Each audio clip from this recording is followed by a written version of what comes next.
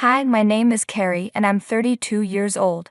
A couple of years ago, I went through a divorce. It was a tough experience, but now I feel like I'm in a place where I can talk about it, so here I am. I've always felt like I lived an average life. I wasn't particularly great at anything. I did okay in school, and I was decent at most things I tried, but I never excelled at any of them. You could say I was a jack of all trades, master of none. My looks were pretty average too. I wasn't unattractive, but I wasn't the type to turn heads when I walked into a room. Growing up, I was comfortable with how I looked. I wasn't self-conscious because I'd had a few really handsome boyfriends in high school and college, so my appearance never really bothered me. That all changed when I got into a toxic relationship during my last year of college. At first, my boyfriend seemed nice. I knew he wasn't the one, but I enjoyed his company, so I kept seeing him. As my feelings for him grew, I started ignoring his bad behavior. I was so blinded by love that I didn't realize how much he was hurting my self-esteem. By the time the relationship ended, my confidence was completely shattered. I couldn't even look at myself in the mirror without feeling ugly and breaking down in tears. It took me 5 years after college and leaving that boyfriend to start dating again. The person I began seeing was my now ex-husband, Nick. We met at a bar when I was out celebrating a friend's birthday. I wasn't drinking that night because I didn't like how overly confident I got when I was drunk, and I didn't want to embarrass myself. Nick was the one who approached me. "Hey, how's it going?" he asked. "Oh, hello, I'm good, thank you. How about you?" "I'm just enjoying the vibe here. Mind if I join you? Why are you sitting alone?" I needed a break from all the dancing. We're celebrating a friend's birthday. It looks like they're having a blast. They really are. They're all single, by the way, if you're interested. Why go to them when I'm already talking to the most beautiful girl in the world? You must need glasses if you're talking about me. My eyesight's fine. I could have talked to them, but I chose you. Oh. How about this? Give me your number, and tomorrow when we're sober, we'll grab coffee. I like that idea. We exchanged phone numbers and continued chatting until Nick had to leave for work the next day. I felt a warm rush of happiness. No one had ever approached me like that before. In all my past relationships, I was always the one who started the conversation. Nick slowly began to help me overcome my insecurities. The next day we went for coffee, just as Nick had promised. He made me feel like the most beautiful woman in the world. The first thing he said to me wasn't even a hi or how are you. He looked at me in awe and said, "Wow, you're beautiful." I didn't think I could blush, but Nick made my cheeks turn red so often that it looked like I was wearing blush on purpose. We started meeting regularly after that, and soon we were dating. I felt so loved and appreciated.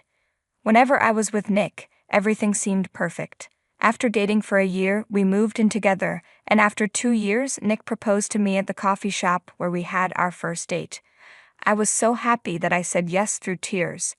Our wedding was a small, intimate event with only our closest friends and family. For me, our relationship felt like a dream come true. Over those 2 years, Nick helped rebuild my confidence. He told me I was the prettiest girl in the world so many times that I started to believe it. He made me fall in love with myself again. That's why what happened later was so shocking and heartbreaking for me. During the first 2 years of our marriage, we focused on our careers. I worked at an accounting firm and earned a good salary, nothing extraordinary, but enough to support myself. Nick, on the other hand, worked for a big company and earned 1.5 times what I did. He was always striving for more promotions, and I admired that about him. We both agreed to work hard because we wanted to start a family soon. We stuck to our plan, worked hard, and saved up a good amount of money. When we started trying for a baby, I got pregnant within 2 months. Nick and I were overjoyed. I felt like I was living my dream life. I had my dream job, lived in my dream house, was married to my dream man, and was about to have my dream baby. It felt like I had everything I ever wanted. Of course, I was nervous about becoming a parent for the first time. One night, after a tough day at work, Nick and I lay in bed and talked about our fears. "You know, babe, sometimes I get scared thinking about being a mom," I admitted. "It's just overwhelming to imagine being responsible for another life." "I feel the same way," Nick said. "The thought of accidentally hurting our child terrifies me. One small mistake could mess them up for life." Definitely, I agreed. But kids are resilient. They're not as delicate as we think, and being scared of messing up just shows that we'll be careful and make things right when we do make mistakes. You're right, Nick said. When I think back, my father was absent a lot. It left a void that nothing could fill. I don't want that for our child. You won't, I assured him. I'll be right there with you through everything. We'll learn and grow together, and I'll hold you accountable, just as I expect you to hold me. I promise to always be there with you, my love. How did I get so lucky with you? Nick asked. The feeling is mutual, babe, I replied. We're in this together no matter what. We'll be the best parents we can be. Even though I was terrified, knowing that Nick would be by my side comforted me greatly. I was certain that no matter what challenges came our way, he would be there for me. But I was so wrong. A couple of months after that conversation, I gave birth to a beautiful baby boy, and we named him Joe. The first few weeks with Joe were incredibly hard. He was a fussy baby who never slept at night. Nick and I took turns staying awake, and the lack of sleep started to wear us both down. We became cranky and irritable. To make matters worse, I was diagnosed with postpartum depression, PPD, so I struggled every day. I could barely get out of bed. Nick had to take care of most things: baby Joe, the household chores, and the cooking. I did what I could, but my mind felt like it was in a fog all the time. The only thing that seemed to help was lying in bed and crying. I tried to care for Joe when Nick was at work, but as soon as he got home, I would gladly hand Joe over to him. My PPD made it impossible for me to keep my job, so I had to resign and focus on coping with my illness. One day, after a tough day at work, Nick came home and lashed out at me. I couldn't get Joe to stop crying, and he said, "Why can't you do better as a mother? All you do is sit around." "What are you talking about?" I replied. "I'm fine with quitting my job, but I'm supposed to take care of Joe. If you can't even manage that, what's the point? You know I have postpartum depression," I cried. "How long will you use that as an excuse?" he snapped. "Do you think I'd lie about something this serious?" I asked. "Look at me. Do I seem like I'm enjoying any of this? Every day is a struggle, and it physically hurts not being able to care for Joe. I wish I could do more, but I can't." "I had a tough day at work too," Nick said, his tone softening. "My boss is pushing hard and I'm on the edge, balancing it all, work and Joe. It's overwhelming." "I get it, babe," I said, trying to calm things down. "It's not easy. I'll try harder, do more, so you don't have to carry it all." No, I'll manage," Nick replied. "It's been 6 months since Joe's birth.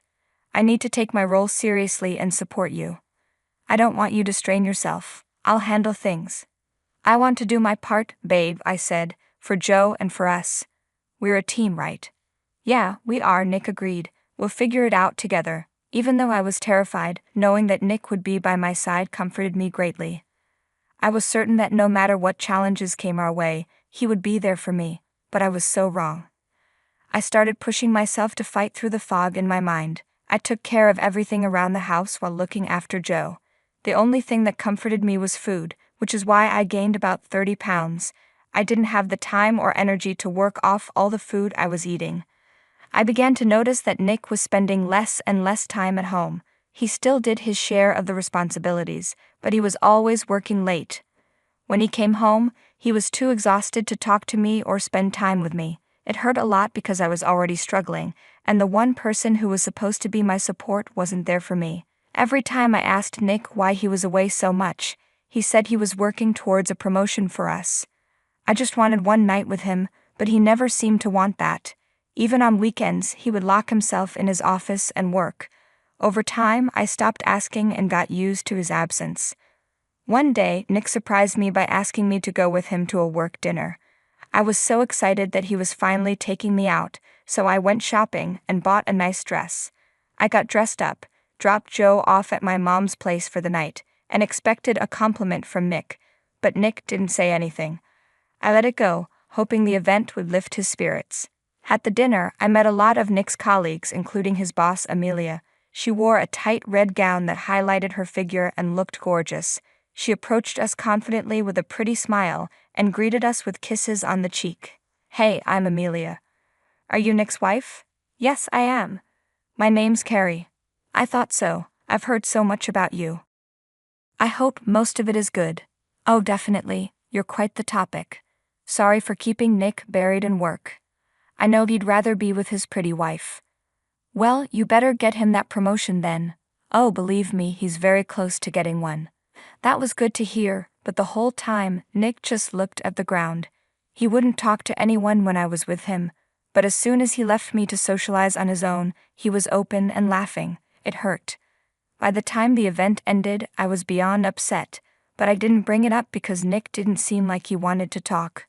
When Joe turned a year old, he was a lot less fussy than when he was a newborn, so I had a little more free time. I decided to start looking for work, nothing too big, just something with flexible hours. After applying to a bunch of places, I finally got a job as a content writer.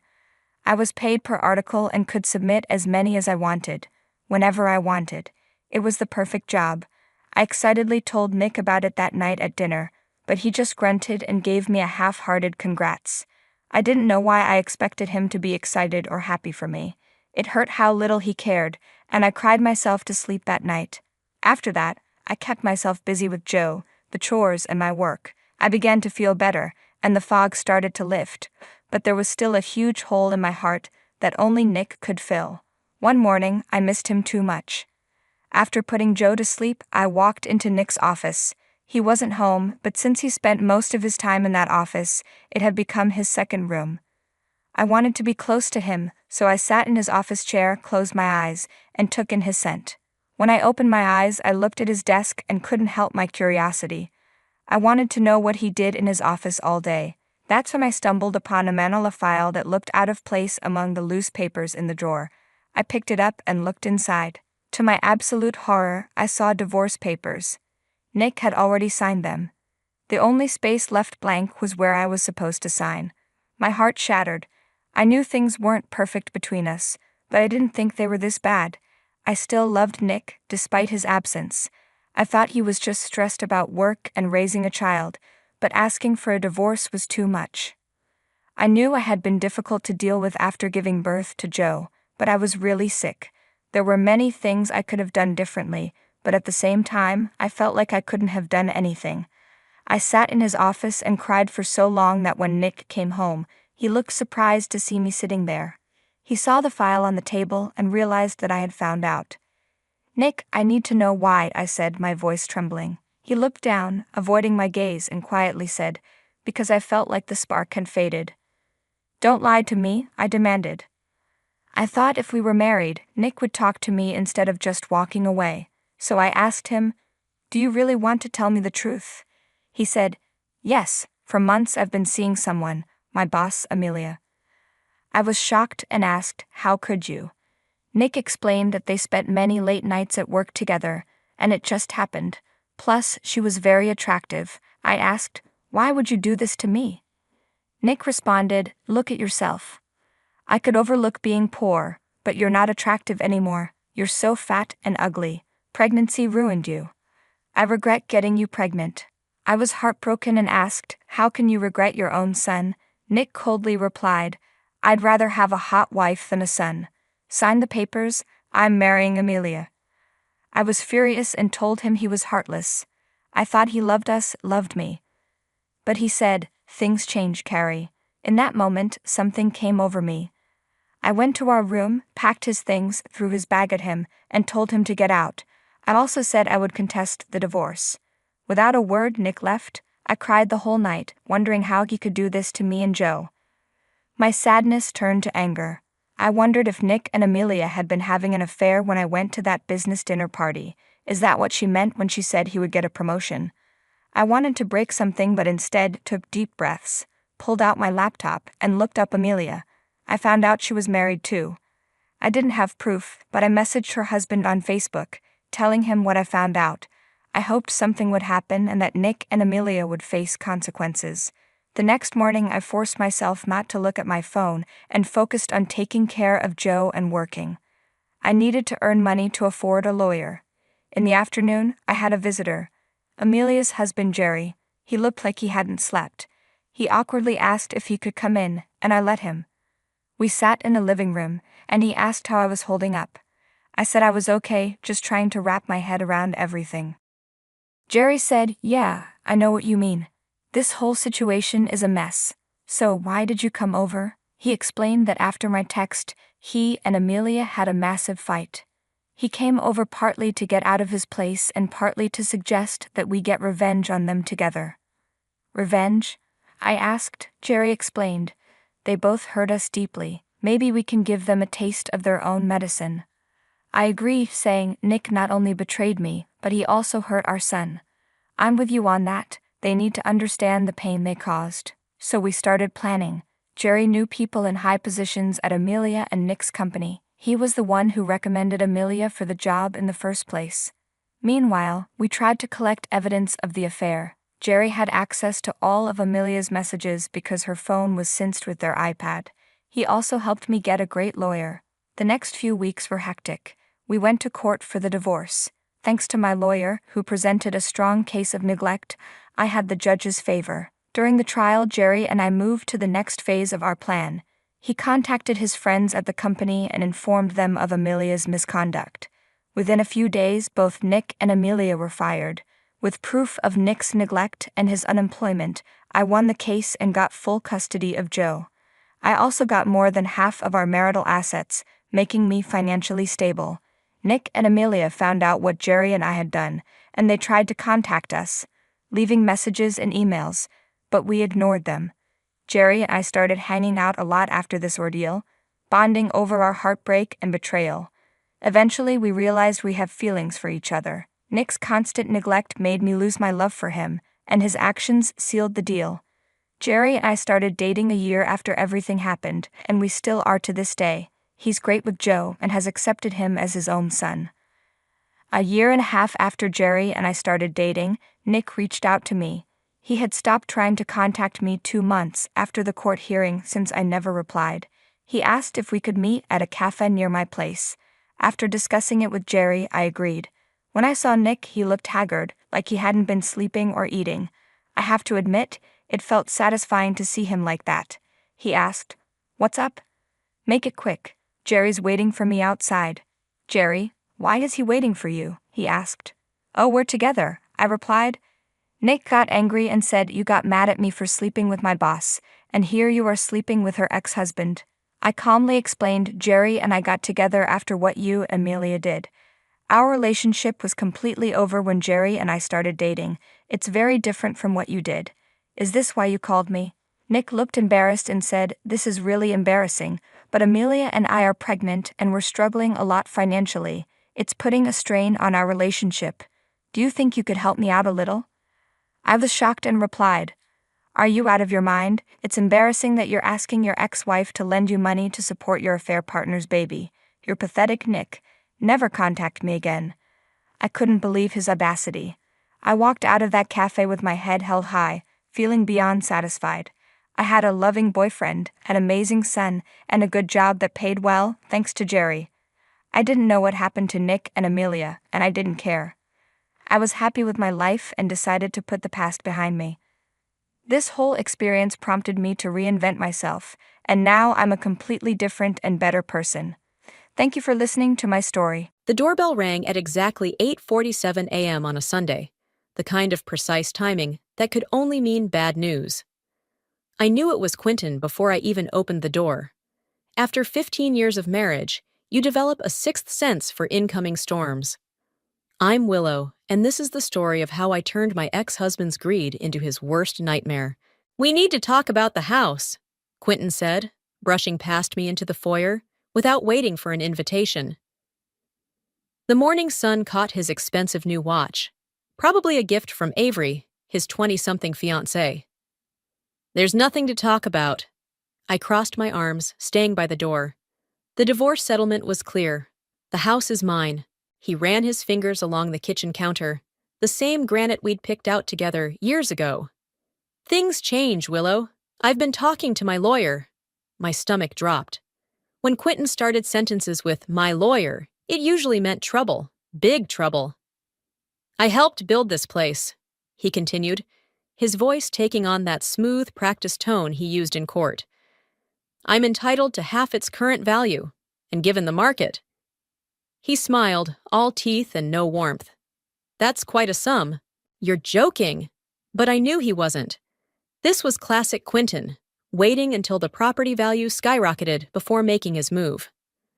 I invested just as much as you did, he said, walking into the living room like he still owned the place.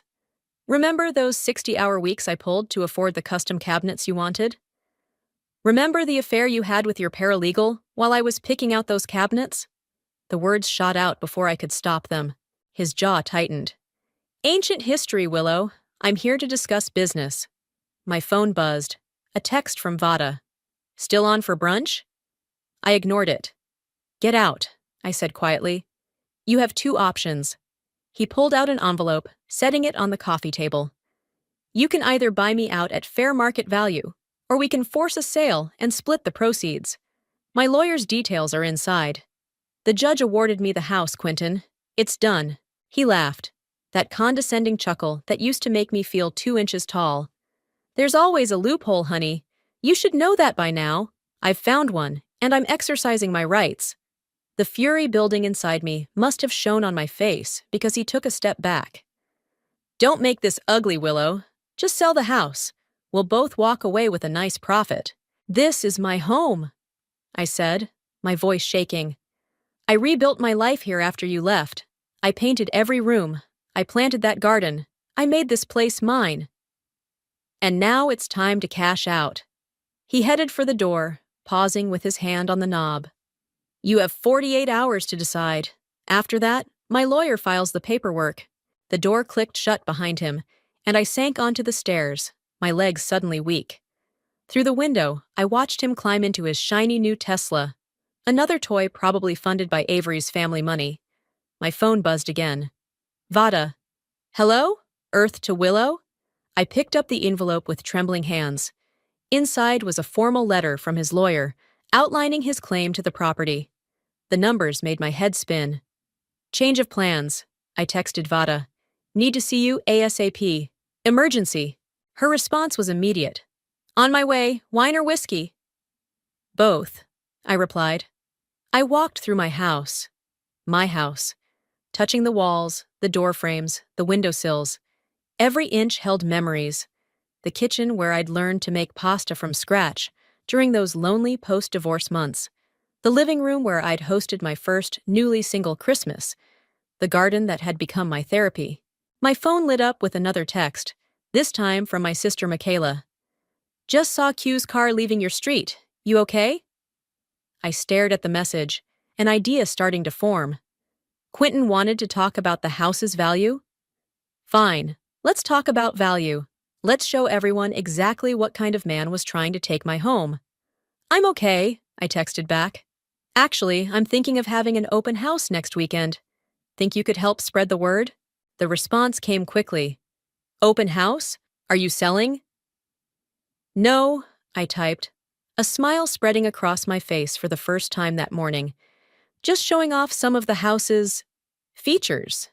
Trust me. The doorbell rang again. Vada, holding 2 bottles, and wearing her "who do I need to help you bury" expression. It was time to make a plan. So you want to host an open house? Just to humiliate your ex? Vada raised an eyebrow, pouring her 3rd glass of wine. We'd moved to the back porch, where the evening air carried the scent of my blooming gardenias. Not just to humiliate him, I said, pulling up a local realtor's number on my phone.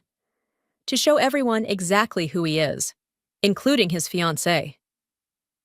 You're evil, Vada grinned. I love it. But how exactly is an open house going to accomplish that? Before I could answer, my phone buzzed. Isaac Warren, real estate extraordinaire, a cheerful voice announced. How can I help you today? I put the phone on speaker. Isaac, it's Willow. Remember that house you helped me decorate last year? The colonial with the killer kitchen? How could I forget? Please tell me you're not selling. That place is your masterpiece. Not selling, but I need your help with something unconventional. I explained Quentin's demands and my plan for the open house. There was a long pause. Let me get this straight, Isaac said slowly. You want to host a fake open house, invite the whole neighborhood, including your ex's new fiancé, just to expose him as a greedy bastard? Basically. Girl, I could hear the smile in his voice. I have waited my entire real estate career for something this deliciously dramatic. I'm in. Vada clapped her hands. See? Even the professionals approve. Meet me for coffee tomorrow, Isaac continued. I've got some ideas that'll make this the most memorable open house in suburban history. The next morning, I found Isaac at our local coffee shop, surrounded by papers and typing furiously on his laptop. He looked up as I approached, his eyes sparkling with mischief. Okay, here's what we know, he said as I sat down. Your ex is money-hungry, image-obsessed, and probably hasn't told his new fiancée the whole truth about your history. Definitely hasn't, I confirmed. Michaela ran into Avery at the gym last month. Apparently, Quentin told her he let me keep the house out of kindness. Isaac snorted. Kindness? After what he did? He pulled out a folder. I did some digging. Your house's value has increased by 60% since your divorce. No wonder he's circling like a vulture. Can he really claim half? I asked, the question that had been keeping me up all night. He can try, Isaac said, sliding a business card across the table. But I have a friend who specializes in property law.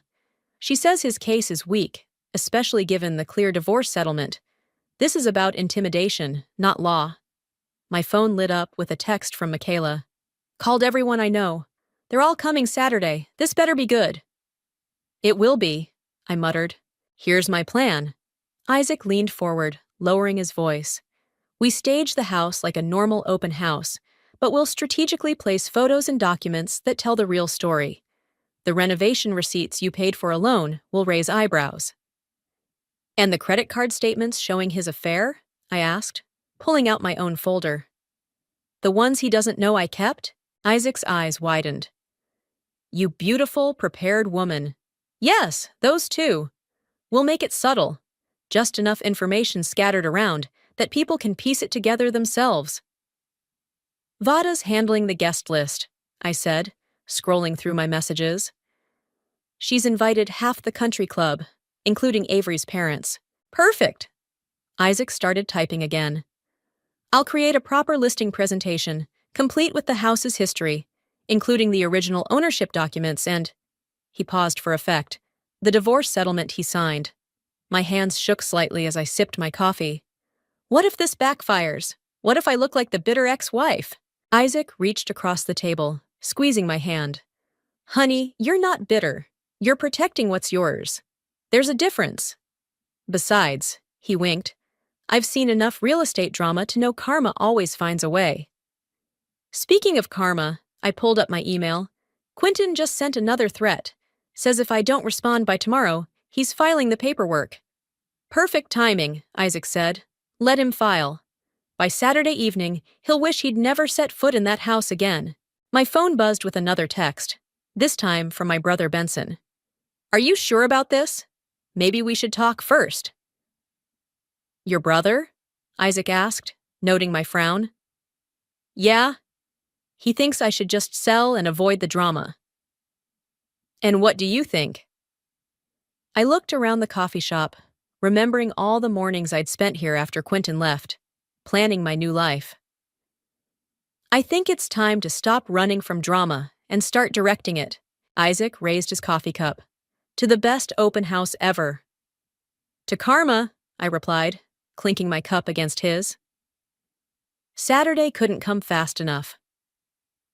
This is a terrible idea, Benson declared, pacing my kitchen Thursday night. You're going to start a war. A war? Michaela snorted from her perch on the counter. Quentin started the war when he tried to steal her house. I continued arranging photos on the dining room table, carefully selected memories from happier times, strategically placed next to bank statements and renovation receipts. He's not stealing anything, Benson argued. He's exercising his legal rights. Legal rights? I spun around. He signed away those rights in the divorce settlement. You were there, Benson. You saw what he did to me. And you got the house, he countered.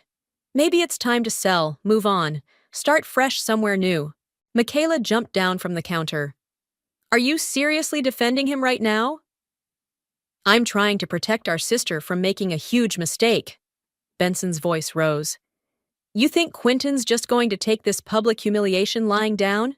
He's a lawyer, for God's sake. A lawyer who cheated on his wife while she was building his dream home?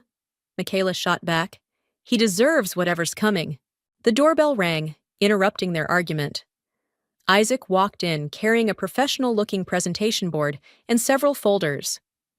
Family meeting? He asked, noting the tension. Family disagreement, I corrected.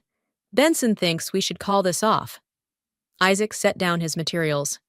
Because of legal concerns? Because it's childish, Benson said, and potentially dangerous. Quentin has connections. Quentin has an inflated ego and a weak legal case, Isaac interrupted, pulling out some papers. I had my lawyer friend review everything. The divorce settlement is ironclad. This isn't about law, it's about intimidation. See? Michaela gestured triumphantly. Even the professionals think Quentin's full of language, Benson warned, ever the big brother. I was going to say baloney, Michaela said innocently. My phone buzzed. Another email from Quentin's lawyer. I deleted it without reading. Look, Benson sat down at the kitchen island, his voice softening. I get it. What Quentin did was awful. But this plan, it's beneath you, Willow. No, I said quietly. What's beneath me is letting him bully me out of my home. Again. The room fell silent. We all remembered those first few weeks after discovering the affair, how Quentin had convinced me to stay at Benson's while we worked things out. By the time I realized he was just buying time to empty our accounts, it was almost too late. You didn't see her then, Michaela told Isaac. She was a shell. Quentin had her convinced everything was her fault. I remember, Benson admitted. But you're stronger now. You don't need revenge. This isn't about revenge, I said, straightening the photos on the table. It's about truth. Quentin's built this whole new life on lies. Avery deserves to know who she's really marrying. And the whole neighborhood needs to witness it? Benson asked. The whole neighborhood watched me fall apart, I replied. They can watch this too. Isaac cleared his throat. If it helps, I've done this before. Had a client whose ex tried something similar. Once everything was out in the open, he backed off completely. Sometimes sunlight really is the best disinfectant. My phone lit up with a text from Vada. RSVPs rolling in. Avery's parents confirmed. You ready for this? See? Michaela pointed at my phone. It's meant to be. The universe wants Quentin exposed. Benson stood up, shaking his head. I can't support this, but... He hesitated at the door.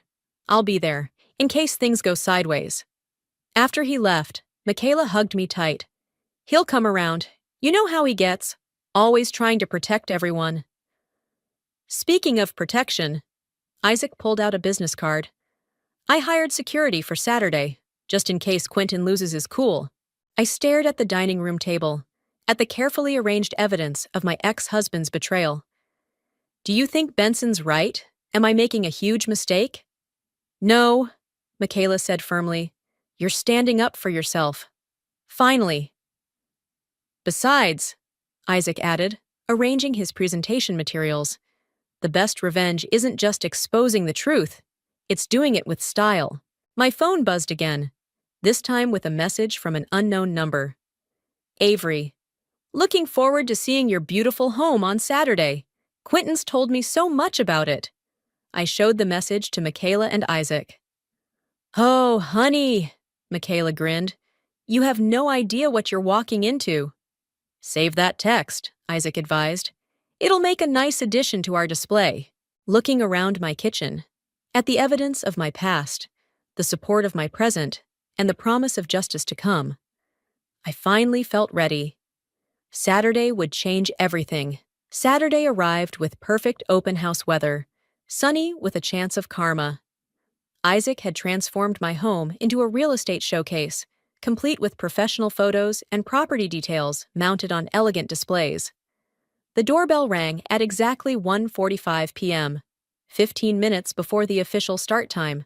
Avery, I said, opening the door to find my ex-husband's fiancée standing there in a sundress that probably cost more than my monthly mortgage payment. You're early. I hope that's okay. She stepped inside, her designer heels clicking on the hardwood floors. I just couldn't wait to see the house Quentin designed. He talks about it constantly. Behind her, Vada, who'd been arranging refreshments in the kitchen, nearly dropped a tray of cookies. Quentin designed? I kept my voice neutral. How interesting. What exactly did he tell you about the house? Oh, everything, Avery gushed, running her hand along the kitchen island. How he picked out all the finishes, managed the contractors. He said building this house was his passion project. Veda made a choking sound that she quickly turned into a cough. Did he mention who picked out these countertops? I asked, watching her closely. He did. He said he spent weeks researching the perfect granite. Something about the veining pattern being unique? She smiled brightly. He has such an eye for detail. I caught Vada's eye. She was gripping the counter so hard her knuckles were white. Would you like to see the renovation receipts? I offered casually. I keep excellent records. Oh, I'd love to. Avery followed me to the dining room, where our carefully arranged displays waited. Quentin mentioned you helped with some of the decorating. Some of the... Vada muttered under her breath, but the doorbell rang again before she could finish. People started flowing in. Neighbors, friends, even some of Quentin's old colleagues. Isaac played the perfect host, directing traffic and pointing out the house's unique features, including the strategically placed documents. Oh my, I heard someone say near the renovation timeline display. Look at these dates. Avery was still studying the receipts, her perfectly maintained smile starting to slip. I don't understand. These are all in your name. Yes, I said simply. They are. But Quentin said... She trailed off, her eyes catching on a framed photo nearby. Me, covered in paint, renovating what would become the master bathroom. The date stamp was clear, 3 months after Quentin had moved out. The doorbell chimed again. This time, it was Avery's parents. Mom! Dad! She waved them over, but her voice had lost some of its enthusiasm. Come see the house, Quentin. The house he what, dear? Her mother asked, picking up one of Isaac's property information packets. Before Avery could answer, a murmur went through the growing crowd. I turned to see Michaela leading a group of guests through the kitchen, pointing out features with theatrical flair. And this custom backsplash? She was saying. My sister picked it out the same week she discovered the affair. Talk about retail therapy. Michaela! Benson appeared from nowhere, trying to shush her. But the damage was done. Avery's face went pale. Affair? Oh, you didn't know. Michaela's voice carried clearly across the room. It's all documented in the divorce papers. They're on display in the study, along with the credit card statements. Very educational reading. Avery's mother was already moving toward the study, her social smile replaced with something sharper. There must be some mistake, Avery said, but she was staring at the renovation receipts with new eyes. Quentin told me you two just grew apart. Would you like to see the security footage? I asked quietly. From the day I caught him with his paralegal in our bedroom? The room had grown unusually quiet. Even Isaac had stopped his real estate spiel to watch the scene unfold. I saved that footage, I continued, along with every receipt, every document, every piece of evidence showing exactly who built this house and who betrayed it. Avery's father was now reading the divorce settlement, his jaw tightening with each page. He's trying to take it from you? Avery whispered. After everything? He filed the paperwork yesterday, I confirmed, demanding half the current value. But these receipts, she gestured at the dining room table, they're all after he left, after he drained our joint accounts and moved in with Jessica, I supplied. Yes, every renovation, every improvement, every mortgage payment, all mine. The doorbell rang again. Through the window, I could see Quentin's Tesla pulling into the driveway. Perfect timing, Isaac murmured, adjusting his realtor name tag. Avery looked from the front door to the documents in her hands, then back to me. I think, she said slowly, I need to see those security tapes. Of course, I smiled. They're playing on a loop in the master bedroom, right next to the credit card statements showing where he took Jessica on their little business trips. As Avery headed upstairs with her mother, the front door opened. Quentin stepped into his perfectly orchestrated nightmare, completely unaware that his carefully constructed world was about to crumble. The real show was about to begin. What the hell is this? Quentin froze in the doorway, taking in the crowd of familiar faces. His confident smile faltered when he spotted Isaac's real estate signs. Welcome to our open house. Isaac stepped forward, professional smile firmly in place. Please, feel free to look around. We have some fascinating historical documents on display. Where's Avery? Quentin demanded, scanning the room. Her car's outside. Upstairs, Michaela chirped, watching some very interesting home videos. The security camera footage is particularly gripping. The color drained from Quentin's face. Willow, he growled, pushing through the crowd toward me. What have you done? Just showing off the house, I said sweetly. You know, the one you claim to have designed? A nearby group of neighbors turned to stare, recognition dawning on their faces. These were the same people who'd brought me casseroles after Quentin left, who'd watched me rebuild my life brick by brick. This is completely inappropriate, Quentin hissed, grabbing my arm. We need to talk, now. Take your hands off her. Benson materialized beside us, his voice low and dangerous. The security guard Isaac hired also stepped closer. Quentin released me, straightening his designer jacket. This is a private matter. Nothing's private anymore, Vada called out, waving a stack of papers. Hey, everyone, who wants to see the original divorce settlement? The one where he signed away all rights to the house? That document is confidential. Quentin's lawyer voice was slipping, revealing the panic underneath. Actually, Isaac interjected, divorce settlements are public record. Speaking of records, he gestured to the dining room. We have quite the collection of renovation receipts, all in Willow's name, interestingly enough.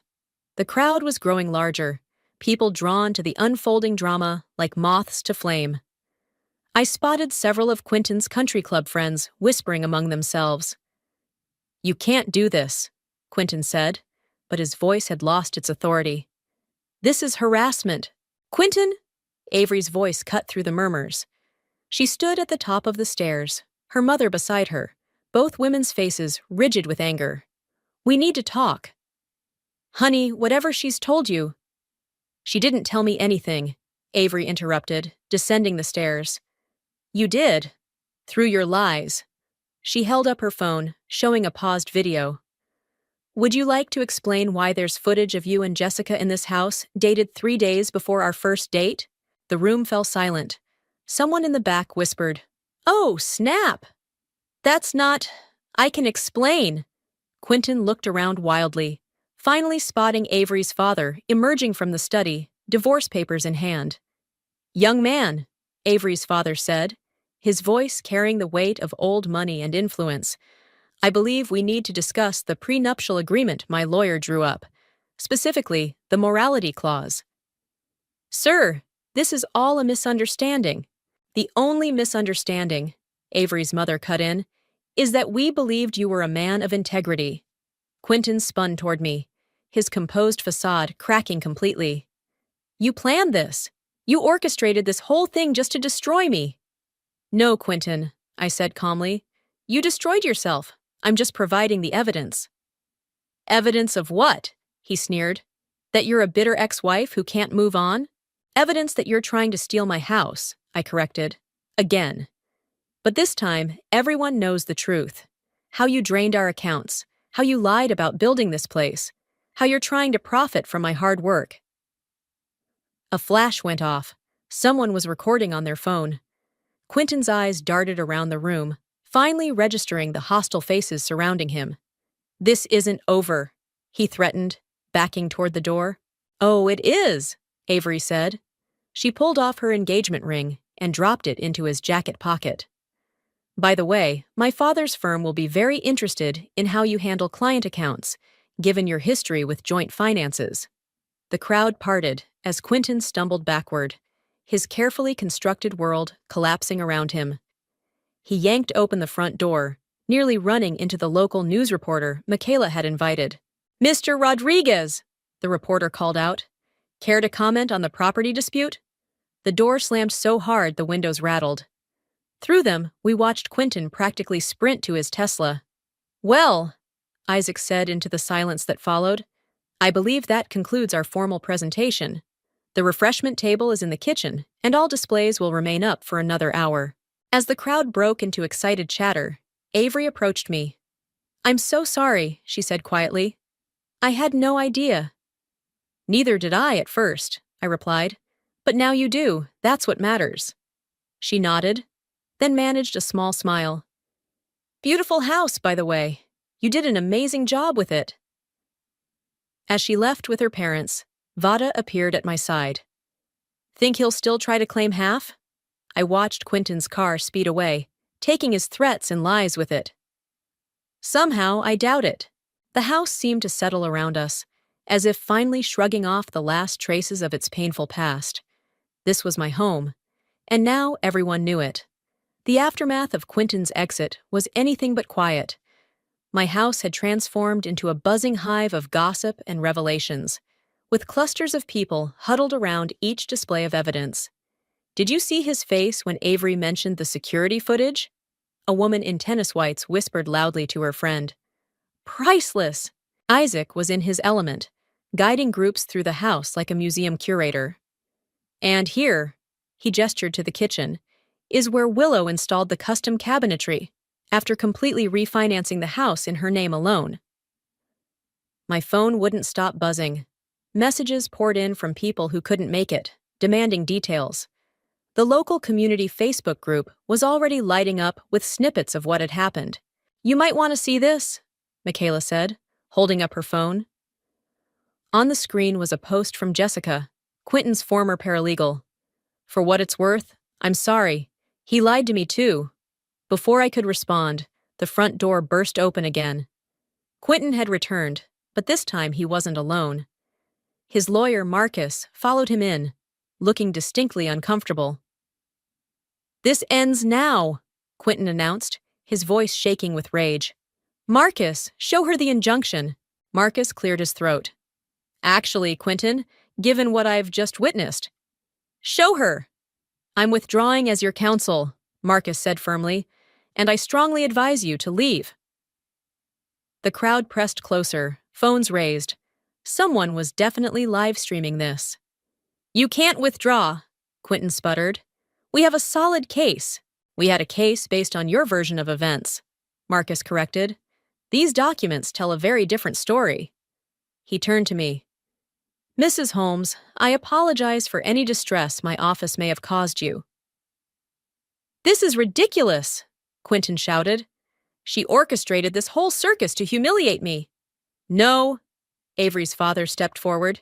"You humiliated yourself, and now you're making it worse." "Sir, please." Quentin's tone changed instantly, becoming pleading. "We can discuss this." "There's nothing to discuss." Avery appeared beside her father. "Except perhaps with the Bar Association. I wonder what they'd think about an attorney who files false claims."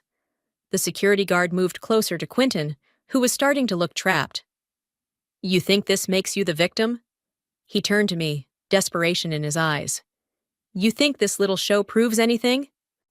"It proves everything," I said quietly. "Every receipt, every document, every video shows exactly who you are, and now everyone knows." "I built this house." "No," I cut him off. "You destroyed our marriage in this house. I rebuilt it, alone, and I have the papers to prove it.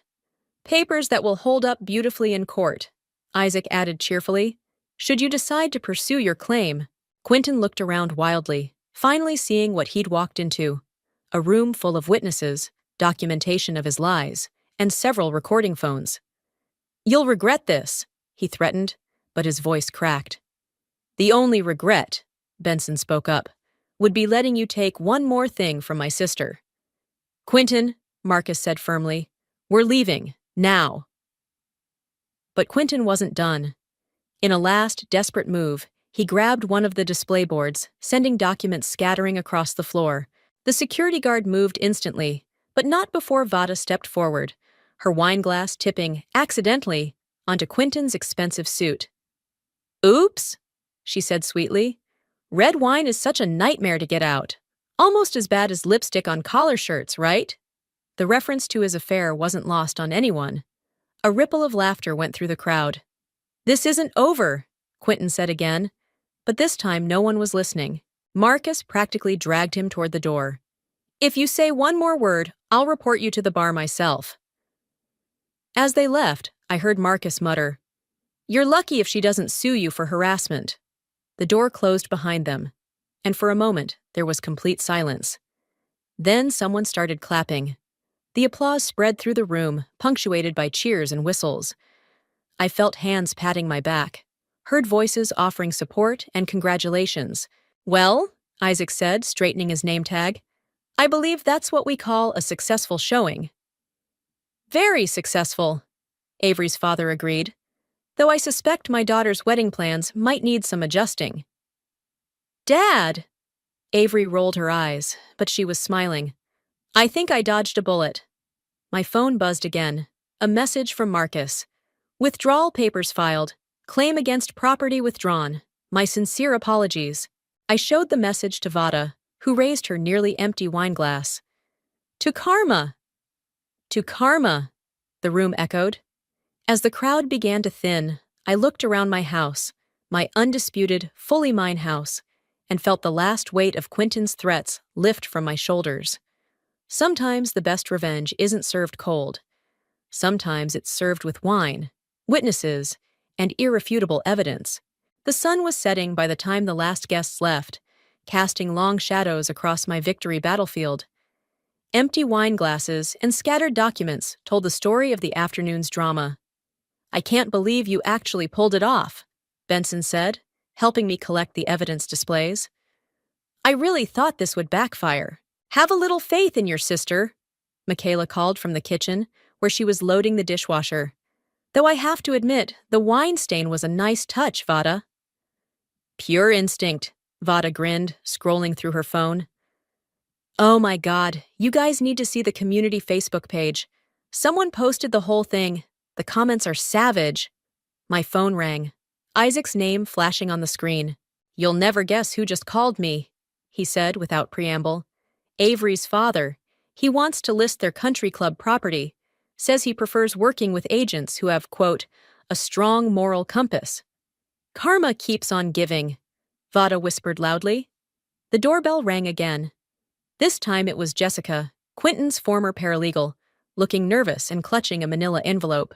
I know I'm probably the last person you want to see, she said quickly, but I have something you should have. She thrust the envelope at me. It's everything. Emails, messages, documents from when? From that time, in case he tries anything else. Benson moved protectively closer. Why are you doing this? Jessica wrapped her arms around herself. Because he did the same thing to me. Made promises, told lies. I was young and stupid, and by the time I figured it out, she shook her head. Let's just say you're not the only one he tried to manipulate financially. Come in, I said, surprising everyone, including myself. We have leftover wine. 20 minutes later, Jessica was sitting at my kitchen island, adding her own documents to our collection. Look at these dates, Michaela said, spreading out papers. He was playing the same game with the firm's junior partners. 3 of them quit because of him, Jessica confirmed, but no one could prove anything. He's very careful with official records. Was careful, Vada corrected, holding up her phone. This video of him threatening Willow today has over 10,000 views already. My phone buzzed with a text from Avery. Having dinner with my parents. Dad's already called his golf buddies about Quentin. Let's just say his social calendar is about to get very empty. The country club crowd can be brutal, Jessica nodded. Once you're out, you're out. Speaking of out, Benson picked up one of Jessica's documents. These expense reports. Is this what I think it is? Jessica smiled grimly. Creative accounting? Yes. I kept copies of everything after he tried to pin some financial discrepancies on me. Does the firm know? I asked. They will now. She pulled out her phone, showing us an email draft. I'm sending this to the managing partners tonight, with copies of everything. Vada raised her glass. Hell hath no fury like multiple women scorned. The doorbell rang yet again. This time it was a delivery. A massive bouquet of flowers from Isaac, with a card reading, "Congratulations on the successful showing. P.S. 3 neighbors already called about listing their homes. You're a real estate legend." So what happens now? Benson asked, helping me find a vase for the flowers. Now? I looked around my kitchen, at the evidence of Quentin's deceptions spread across the counter, at the friends who'd helped me expose them. Now I finish the bathroom renovation I've been planning. Maybe paint the guest room. That's it? Michaela looked disappointed. No more drama? I think we've had enough drama, I said. But then my phone buzzed again. It was a message from Marcus, Quentin's now former lawyer. FYI. He's being called to a firm meeting tomorrow morning. Thought you should know your open house had some unexpected professional consequences. I showed the message to Jessica, who immediately fired off her email to the partners. Perfect timing, she said, standing up. Thank you, by the way, for letting me be part of this. It feels liberating, Vada suggested. Exactly. After Jessica left, carrying copies of our evidence, just in case, Benson pulled me aside. I'm sorry I doubted you, he said quietly. You were right. Some things need to be brought into the light. Speaking of light, Michaela interrupted, wait until you see what's trending on Twitter. We gathered around her phone, watching as clips of Quentin's meltdown circulated with hashtags like Yo Karma Open House and Revenge Renovation. You know what this means? Vada said, refilling our glasses one last time.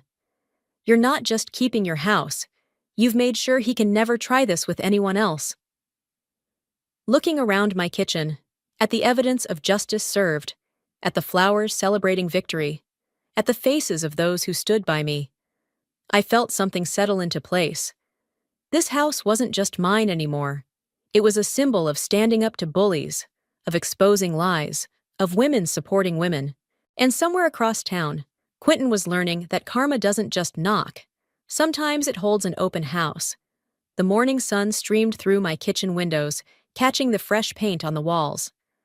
I sipped my coffee, scrolling through emails when the doorbell rang. Special delivery, Isaac announced, waving a newspaper. You made the lifestyle section. The headline read, Local Open House Exposes More Than Just Real Estate. Below was a photo of my home, looking stately and innocent, belying the drama it had witnessed. Page 3 is better, Isaac said, flipping the paper. Law firm announces partnership changes. I scanned the article. Quentin's name featured prominently, along with words like administrative leave and internal investigation. Karma's working overtime, Vada said, letting herself in through the back door. Did you see the country club newsletter? They're reviewing membership standards. My phone buzzed. A message from Jessica. Partners meeting just ended. He's out. They're auditing everything. Good morning, Michaela burst in, carrying paint samples. Ready to finally tackle that guest room? I'm thinking bold colors. Something that screams victory. The doorbell chimed again. This time it was Avery, looking polished despite everything. I hope it's okay that I stopped by, she said, holding a gift bag. I wanted to return something. Inside the bag was a familiar-looking granite sample, the one Quentin had claimed he picked out. Found this in his office, Avery explained, along with some other things that probably belong to you. Keep it, I said. Consider it a warning label for future relationships. She laughed. A real laugh, not the society giggle I'd heard at the open house. Oh, I've learned my lesson.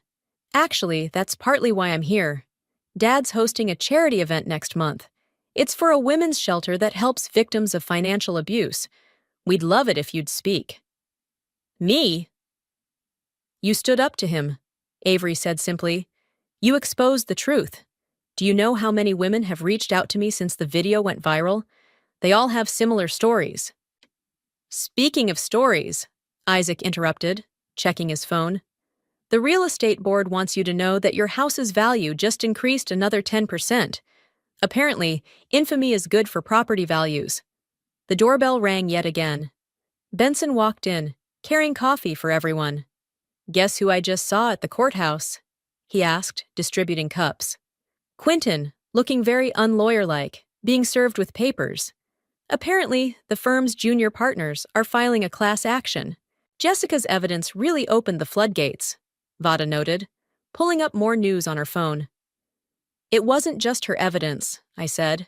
"It was everyone.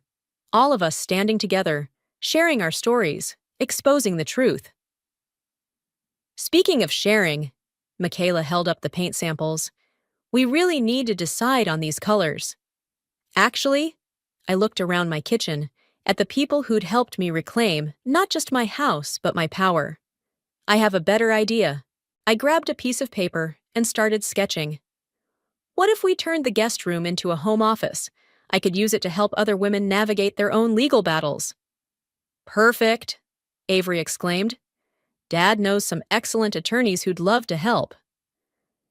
And I know some real estate agents who specialize in fresh starts," Isaac added. "Count me in," Jessica texted back when I shared the idea. "I've got plenty of documentation experience." "This is better than revenge," Vada declared. "This is revolution." My phone lit up with another message, from Quentin's number. Everyone froze as I opened it. "I'm sorry," it read simply. "Wow," Michaela breathed. "Never thought I'd see that." I deleted the message without responding. Some apologies come too late, and some bridges are better left burned. "So," I picked up a paint sample, "who's ready to help me create something new?" Everyone raised their coffee cups. "To new beginnings," Avery said. "To karma," Vada added. "To truth," Benson contributed. "To all of the above," I finished, looking around my kitchen, no longer just a room where I'd rebuilt my life, but a place where I could help others rebuild theirs. The morning sun caught the granite countertop, making the veining shimmer. I remembered standing here years ago, picking out this exact pattern, believing I was building a dream with someone who shared it. Instead, I'd built something better. A fortress of truth, a beacon for others, and a home that was unquestionably, irrevocably mine. "First things first," Michaela said, spreading out the paint samples. "Every revolution needs the right color scheme." As my friends debated paint colors and office layouts, I smiled. Sometimes the best revenge isn't just exposing the truth or serving karma. Sometimes it's building something new from the ashes of what was lost. And sometimes, if you're really lucky, you get to help others do the same. I stared at my phone screen in disbelief, my hands shaking, as I read the headline again. Nina Hopkins wins prestigious Horizon Science Award for groundbreaking renewable energy research. My sister had just won an award for my work, my research, my life's passion. I'm Amara, and until today, I thought being a scientist meant standing for truth. I've spent the last 3 years developing a revolutionary method for storing solar energy using organic compounds. Late nights in the lab, countless failed experiments, and endless data analysis, all stolen with a USB drive and a fake smile. "Did you see the news?" Lexi burst into my lab, her face flushed. "Amara, that's your research. How did Nina even—" "She took my backup drive during Dad's birthday dinner last month," I said, my voice barely above a whisper. "Remember when she insisted on seeing my lab, said she was just proud of her little sister?" The memory made me sick.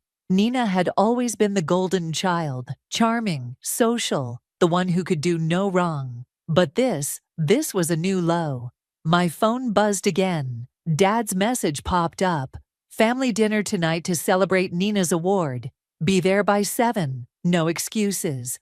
"You have to tell them," Lexi said, gripping my shoulder. "Show them your original research files, the timestamps, everything." I laughed bitterly. You think they'll believe me over Nina? Dad's probably already planning her victory speech. Just then, Logan appeared in the doorway, his usual calm demeanor replaced with concern. Amara, I just heard. This is serious. The demonstration is in 3 weeks. Nina can't possibly explain the complex chemical processes involved. The demonstration? Lexi's eyes widened. Part of the award, I explained. A plan slowly forming in my mind. The winner has to demonstrate their research live, in front of the entire scientific community. Logan nodded. And the media. It's quite the spectacle. I stood up, suddenly energized. Then that's where she'll fall. Nina may have stolen my research, but she can't steal my understanding. She'll have to explain every reaction, every process. Amara, Lexi warned, this isn't about revenge, I interrupted. It's about truth. Science is built on integrity, and I won't let her mock that. That evening, I walked into my parents' house, the familiar scent of Mom's lasagna, doing nothing to settle my churning stomach. Nina was already holding court in the living room, surrounded by our parents and a few relatives.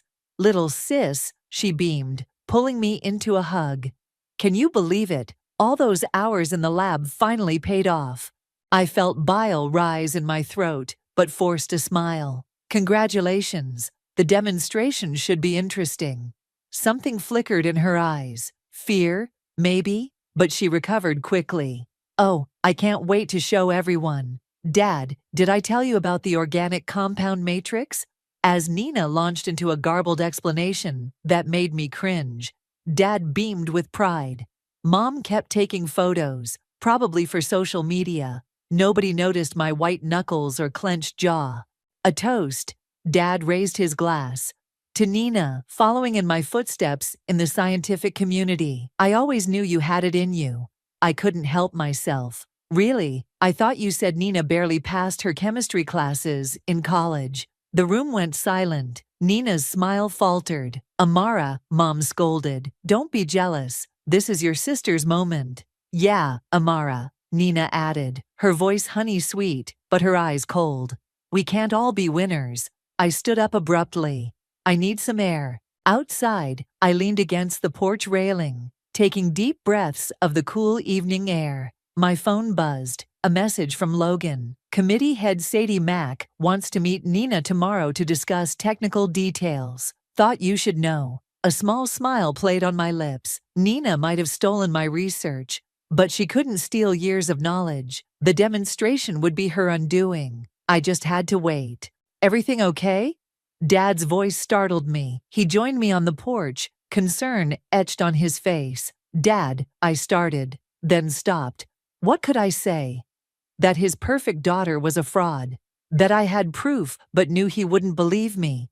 He patted my shoulder awkwardly. I know it's hard seeing your sister succeed in your field, but you'll have your moment too, sweetheart. I looked at him, this man who had inspired my love of science, who had taught me about integrity and truth. You're right, Dad. My moment will come sooner than you think. Inside, I could hear Nina laughing, probably spinning more lies about my research. Let her laugh. In 3 weeks, everyone would know the truth, and I wouldn't have to say a word. The next morning, I couldn't escape Nina's face. It was everywhere. Local news, science blogs, even the university's homepage. Each headline felt like a fresh slap. Local scientist makes breakthrough. Hopkins' sister revolutionizes solar energy storage. Turn that off before I throw something, I told Lexi, who was scrolling through news coverage in my lab. Wait, look at this comment section, she said, ignoring my threat. Some people are asking questions, pretty technical ones, that Nina can't possibly. A crash from the adjacent lab interrupted her. We rushed over to find Logan, standing over a broken beaker, clear liquid spreading across the floor. Sorry, he said, looking distracted. Just met with Nina and Sadie. It was interesting.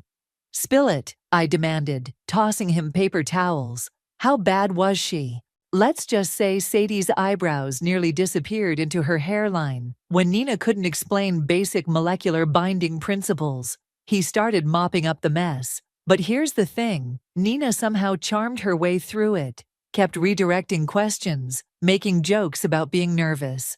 Classic Nina, I muttered. She's been doing that since we were kids. Remember when she took credit for my science fair project in 8th grade, Lexi? The solar-powered water purifier. Lexi nodded. Your dad was so proud of Nina. History repeats itself, I said bitterly. The lab door burst open, and speak of the devil, Nina walked in, wearing a lab coat that still had its creases from the store. Baby sis, I need your help. Her voice was sugary sweet. These reporters keep asking such specific questions. Maybe you could explain some things to me. You know, sister to sister. I looked at her perfectly manicured nails, her carefully crafted concerned expression. You want me to help you understand my research, so you can better pretend it's yours? Nina's face hardened for a split second before the mask slipped back on. Don't be difficult, Amara. This is good for the whole family. Dad's already gotten 3 calls from major research facilities. Get out, I said quietly. What? Get out of my lab. She stepped closer, dropping her voice. Listen here, little sister. No one would believe you anyway. I have the presentation files, the data, everything. Who are they going to trust? The award winner or the jealous sister? Is everything okay? Sella from the biochem lab poked her head in, eyes darting between us. Perfect, Nina chirped, back to her sunny self. Just getting some sisterly advice for the demonstration. You'll all be there, right? After she left, Lexi grabbed my arm. Please tell me you're not just gonna let her get away with this. I walked to my computer and pulled up a file. Remember that accident with the organic compound matrix last month? The one that nearly blew up the lab. Logan leaned in. The failed catalyst reaction. Exactly. Nina has my successful trials, but she doesn't know about the failures. About what happens if you don't adjust the pH levels. Exactly right. Amara, Lexi warned, if you're thinking what I think you're thinking, I'm not going to do anything, I said, closing the file. I'm just going to let Nina do what Nina does best. Show off without understanding the consequences. That evening, I got another family dinner invitation, this time at an upscale restaurant. Nina had invited local reporters. And then, Nina was saying to an enthralled journalist, I realized we could use organic compounds to create a more stable energy storage system. Under the table, I dug my nails into my palms. Fascinating, the reporter gushed. Can you explain the chemical process? Nina's smile flickered. Oh, it's quite technical. Maybe my sister can help explain. She's also in the field. Amara. All eyes turned to me. Dad beamed encouragingly. Mom nodded expectantly. I took a sip of water. Actually, I'd love to hear Nina explain it. After all, it's her research. The silence that followed was deafening. Well, Nina stammered. It's quite complex, involves multiple chemical reactions. Nina's being modest, Dad jumped in. She's always been brilliant, just like her old man. Later, in the restaurant's bathroom, Nina cornered me. What was that about? What was what about? I thought you understood your own research. Stop playing games, she hissed. You need to help me prepare for this demonstration. Your little passive-aggressive act could ruin everything. I washed my hands slowly. You know what, Nina? For once in your life, you're going to have to face the consequences of your actions. And I'm going to enjoy watching every second of it. As I left the bathroom, my phone buzzed. A message from Logan. Sadie's scheduled a pre-demonstration review. Nina has to explain the entire process, step by step. I smiled at my reflection in the mirror. Sometimes karma needs a little push, and science has a way of exposing the truth. 2 weeks before the demonstration, I found myself in the university cafeteria with Lexi, picking at a salad while she read me Nina's latest interview. The breakthrough came to me during a midnight inspiration. Lexi read, rolling her eyes. I've always been fascinated by sustainable energy solutions. That's rich, I snorted. She called solar panels, those roof things, last Christmas. Amara, Nina's voice, rang across the cafeteria. She was walking toward us, with Sadie, the award committee head. My stomach clenched. Just the person we needed, Sadie said, pulling up a chair. Nina was just explaining the catalyst modification process, but I'd love to hear your thoughts on it. Nina's smile remained fixed, but her eyes screamed panic. Oh, Sadie, we shouldn't bother Amara during her lunch. No, please, I said, sitting straighter. I'd love to hear Nina's explanation first. Always learning from my big sister. Sadie turned to Nina expectantly. Yes, you were saying about the molecular binding. Well, Nina fumbled with her water bottle. It's quite technical. Perhaps we should schedule a proper meeting. Actually, I cut in. I'm curious about how you handled the temperature fluctuation issues during the catalysis stage. That must have been challenging. Nina's face went pale. Before she could respond, her phone buzzed. Oh, important call. Excuse me. As Nina practically ran from the cafeteria, Sadie watched her go, with narrowed eyes. Interesting, she murmured, then turned to me. Ms. Hopkins, I'd love to hear your thoughts on the research sometime. Perhaps over coffee. I'm sure Nina wouldn't appreciate that, I said carefully. Sadie's expression was unreadable. Perhaps not.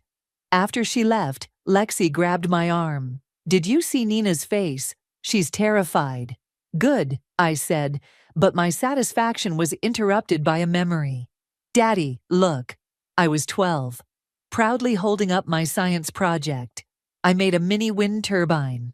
That's nice, sweetie, Dad said distractedly. Nina, tell me more about your debate team victory. Nina, 16, and already perfect, launched into another story about her triumph. I quietly took my project back to my room, adding it to the pile of achievements that would never be quite good enough.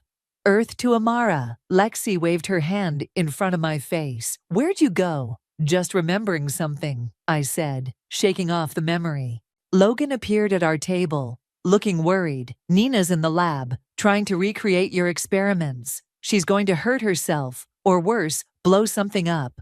We rushed to the lab. Through the window, I could see Nina randomly mixing chemicals, her movements frantic. Stop, I burst in. That combination is highly reactive. Nina jumped, nearly dropping a beaker. What are you doing here? Stopping you from causing an explosion, I snapped, grabbing the chemicals. These compounds need precise measurements and specific conditions. You can't just mix them randomly. Then help me, she pleaded. I know I messed up, but I can't fail at this demonstration. Dad's already told everyone. His colleagues are coming. Of course, I laughed bitterly. It's always about Dad's pride, isn't it? That's not fair. Fair? I slammed the beaker down. You stole my research that could have launched my career, but you couldn't stand the thought of your little sister succeeding, could you? You don't understand, Nina's voice cracked. Dad never looked at me the way he looks at you when you talk about science. I was just the debate team girl, the social butterfly, never the brilliant one. So you stole my work?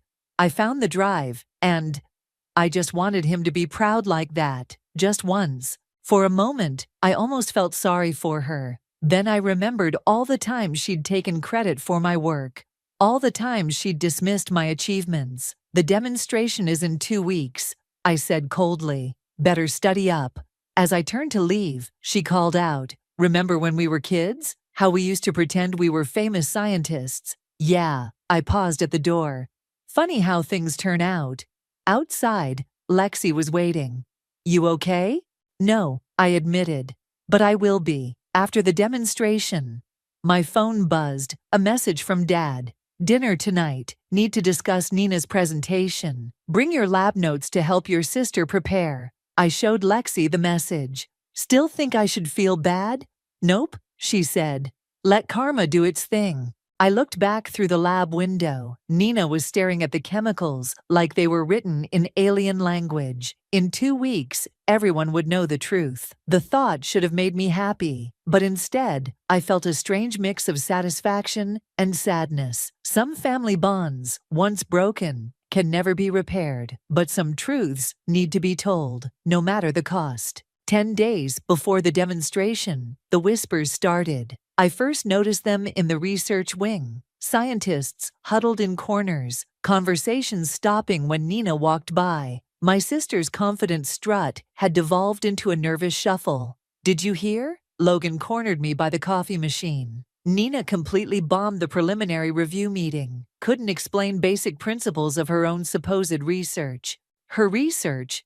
Sela appeared behind us, eyebrows raised. That's interesting, because I distinctly remember Amara explaining those exact processes months ago. I poured my coffee carefully. I'm sure Nina has an explanation. Oh, she had several. Logan smirked. None of them made sense. The lab door burst open, and Nina stormed in, mascara smeared.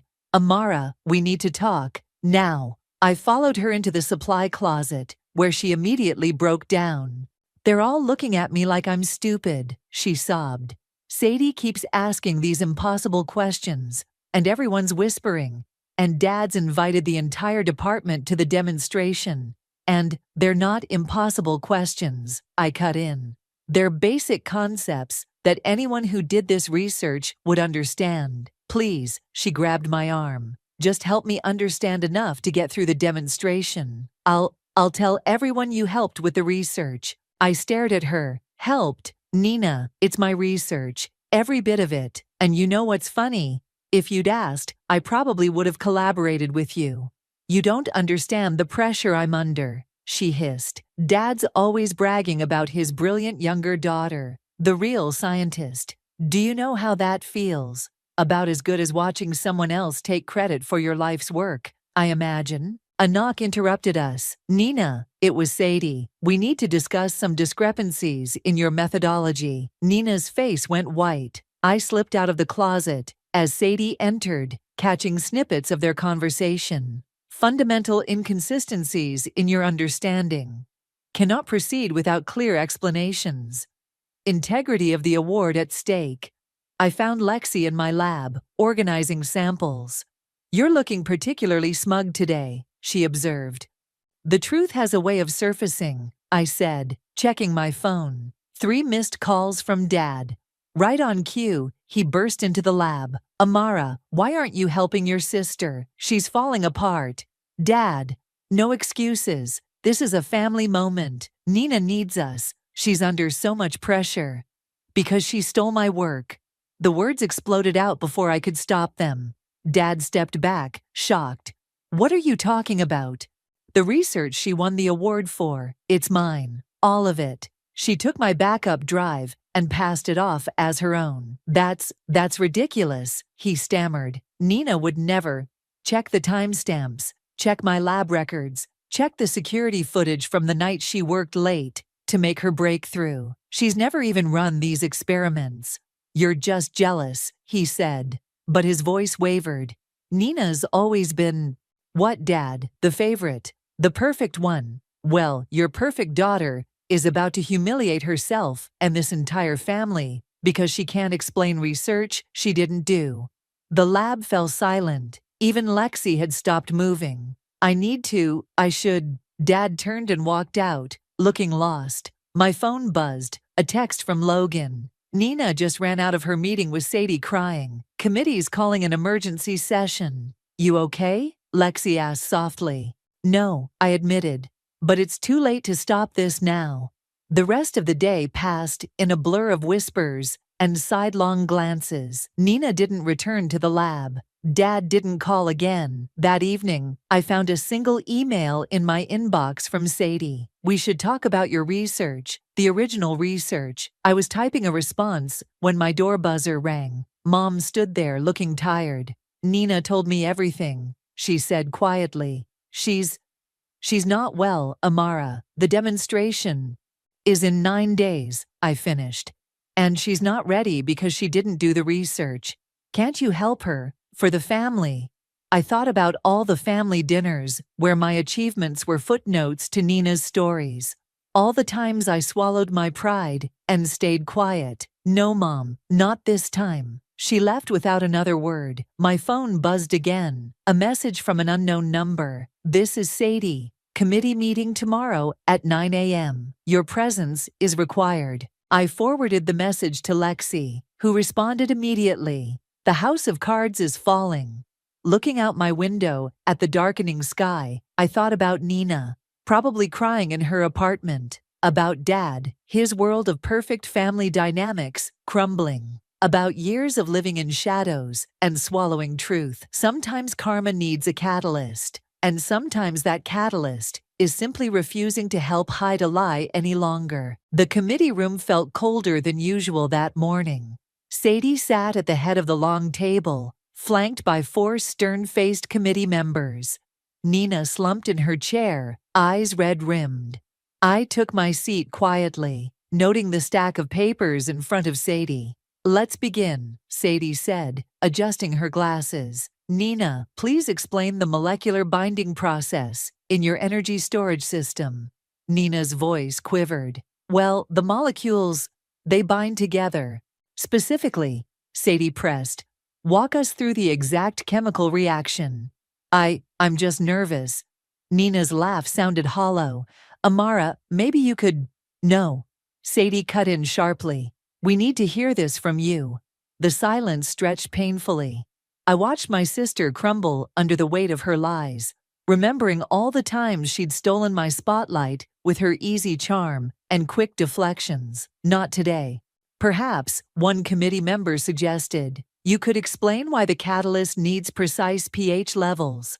Nina shuffled her papers desperately. "The pH levels are important because the door burst open. Dad strode in, looking like he hadn't slept. "I demand to know what's going on here," he announced. "My daughter is being harassed." "Mr. Hopkins," Sadie said coolly, "this is a closed meeting." "I've been reviewing Amara's lab records," Dad continued, ignoring her. "And Nina's supposed breakthrough timeline doesn't add up." Nina's head snapped up.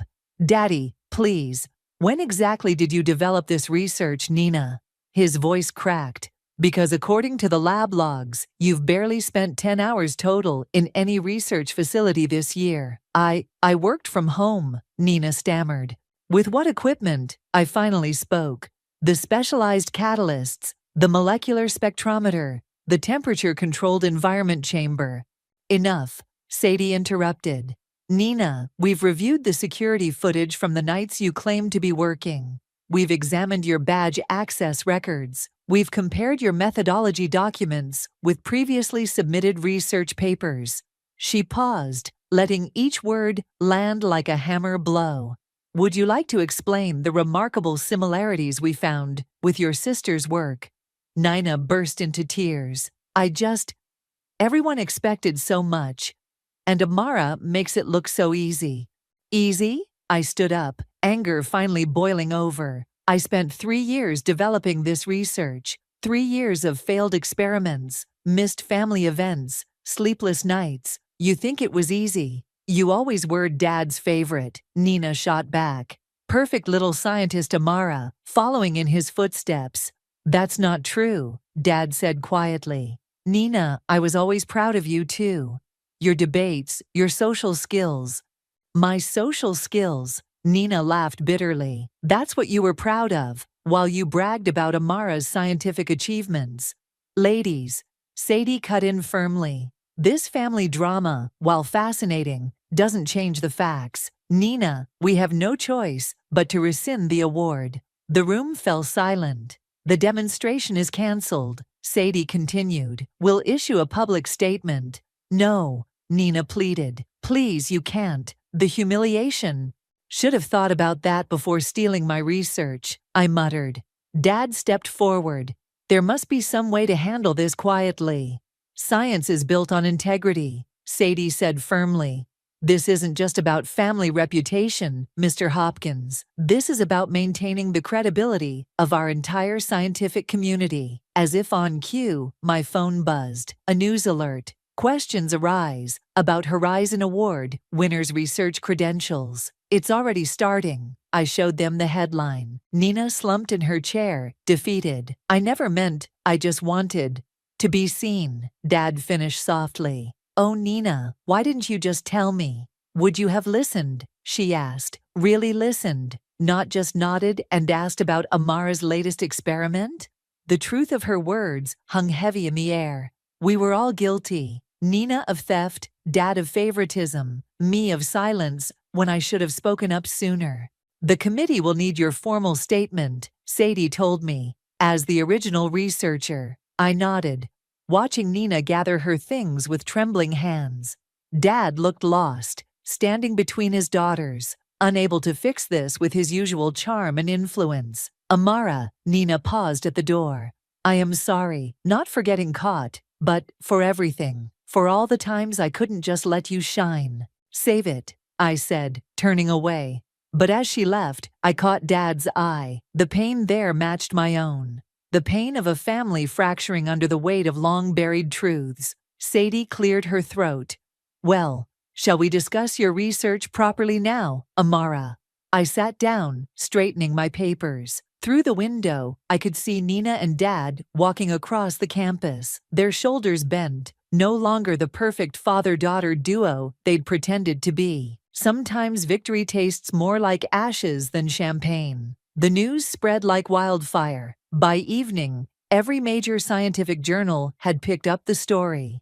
My phone wouldn't stop buzzing with notifications and messages from colleagues I hadn't heard from in years. You're trending on Twitter, Lexi announced, sprawled on my lab couch. Sisterly deception and science fraud are the top hashtags. Great, I muttered, trying to focus on my work. Just what I always wanted. Logan burst in, waving his tablet.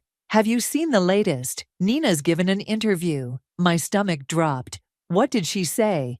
Actually, he scrolled through the article. She came clean, admitted everything, says she's seeking therapy for her competitive issues, and apologizes for undermining the scientific community's trust. Damage control, Lexi scoffed. Before I could respond, Dad appeared in the doorway. He looked older somehow, his usual confident posture replaced by something more hesitant. Can we talk? He asked quietly. Lexi and Logan exchanged glances before making themselves scarce. If this is about Nina, I started. It's about me, Dad interrupted, sitting heavily on a lab stool. I've been thinking about what Nina said, about favoritism, about not listening. Dad, you don't have to. Yes, I do. He picked up one of my research papers, turning it over in his hands. I was so excited when you showed interest in science. It was like seeing myself at your age. And Nina wasn't me, I finished. I pushed her away, he admitted. Every time she tried to connect in her own way, I compared her to you, to me. I helped create this mess. The lab felt too small suddenly, too full of years of unspoken words. My phone buzzed again. Mom, family dinner tonight. No excuses. We need to talk. She's texted me too, Dad said, seeing my expression. Nina will be there.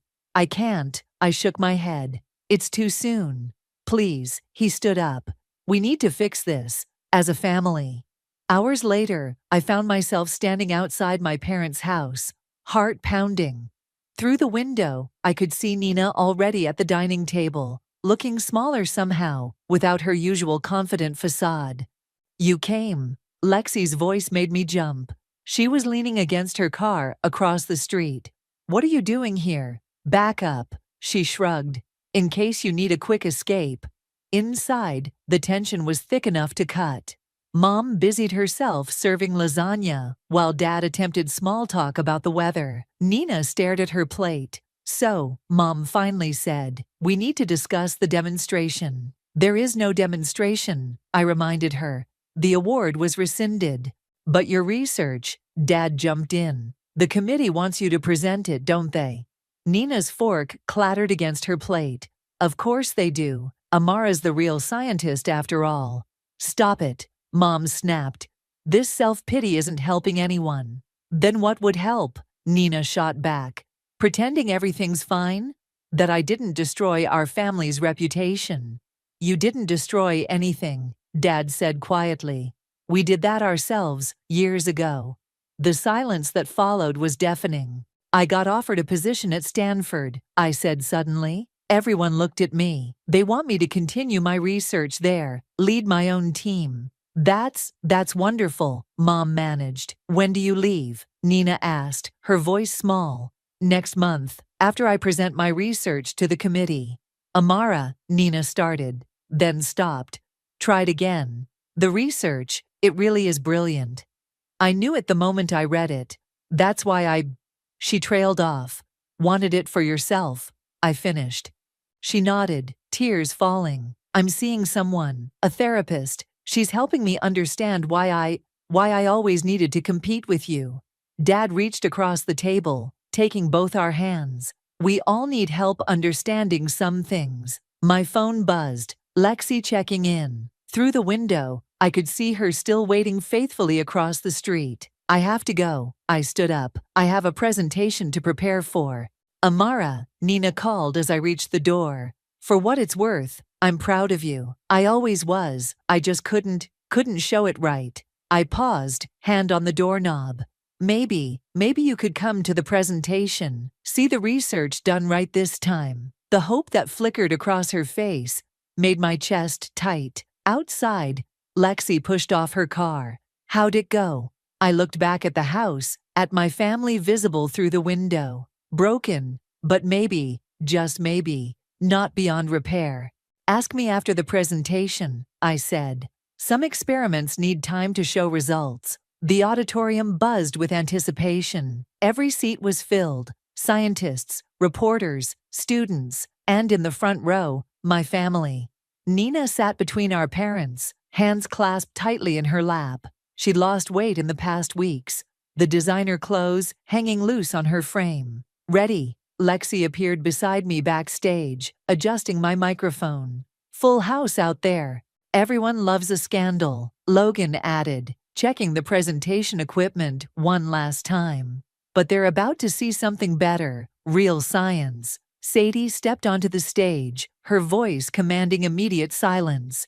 Ladies and gentlemen, we're here today to witness a groundbreaking presentation on renewable energy storage. My heart pounded as she introduced me. This was my moment. No theft, no lies, just pure research. Good luck, Lexi whispered as I walked onto the stage. The lights were bright, but I could still see Nina's face clearly. She gave me a small nod. 3 years ago, I began. I started exploring a revolutionary approach to storing solar energy using organic compounds. The presentation flowed naturally. Every equation, every reaction, every principle, I knew them intimately. They were mine. The audience leaned forward in their seats as I demonstrated the molecular binding process, explaining each step with clarity and confidence. The key breakthrough, I continued, pulling up the critical data, came when we discovered that adjusting the pH levels of the catalyst could significantly increase storage capacity. A hand shot up in the audience. Could you explain the exact mechanism? I smiled, remembering Nina's struggle with the same question. Of course, the catalyst works by... The explanation rolled off my tongue effortlessly. In the front row, Dad's eyes shone with tears. Mom squeezed Nina's hand. Then came the live demonstration. The moment that would have exposed Nina's theft if she'd made it this far. I carefully mixed the compounds, explaining each step. Watch closely, I said, adding the catalyst. The color change indicates successful binding. The solution shifted from clear to brilliant blue. Gasps rippled through the audience. And now, I continued, we can measure the energy storage capacity. The readings appeared on the screen behind me, proving everything I'd claimed. The audience burst into applause. Questions? Sadie asked, joining me on stage. Dozens of hands shot up.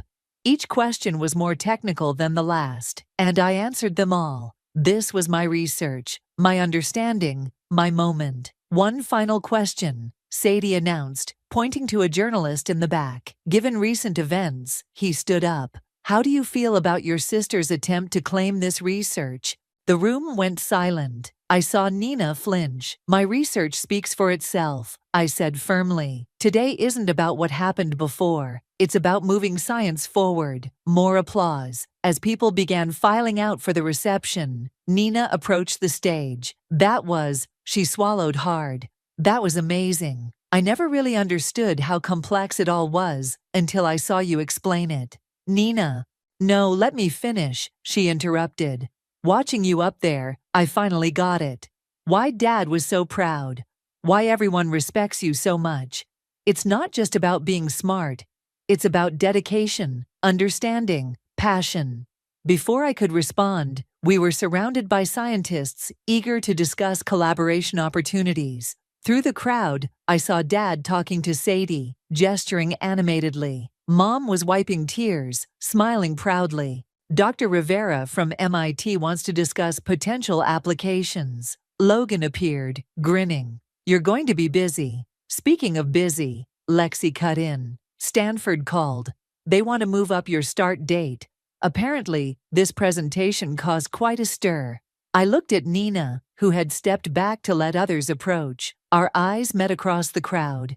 Give me a minute, I told Lexi, making my way to my sister. I should go, Nina said quickly. Let you celebrate with your colleagues. Stay, I surprised myself by saying. There's a reception. Maybe you could hear about what this research could mean for renewable energy. Not as a scientist, but as someone who cares about making a difference. She blinked back tears. You'd want me there? Families should stick together, I said, even when they mess up spectacularly. A laugh bubbled up through her tears. I did mess up spectacularly, didn't I? Monumentally, I agreed.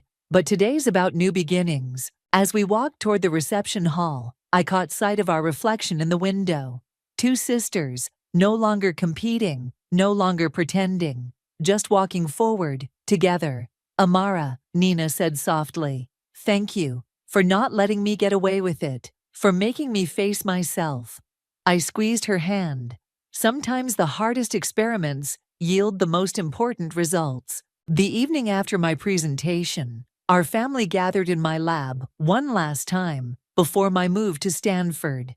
Pizza boxes littered the counter as Dad examined my research notes with newfound understanding.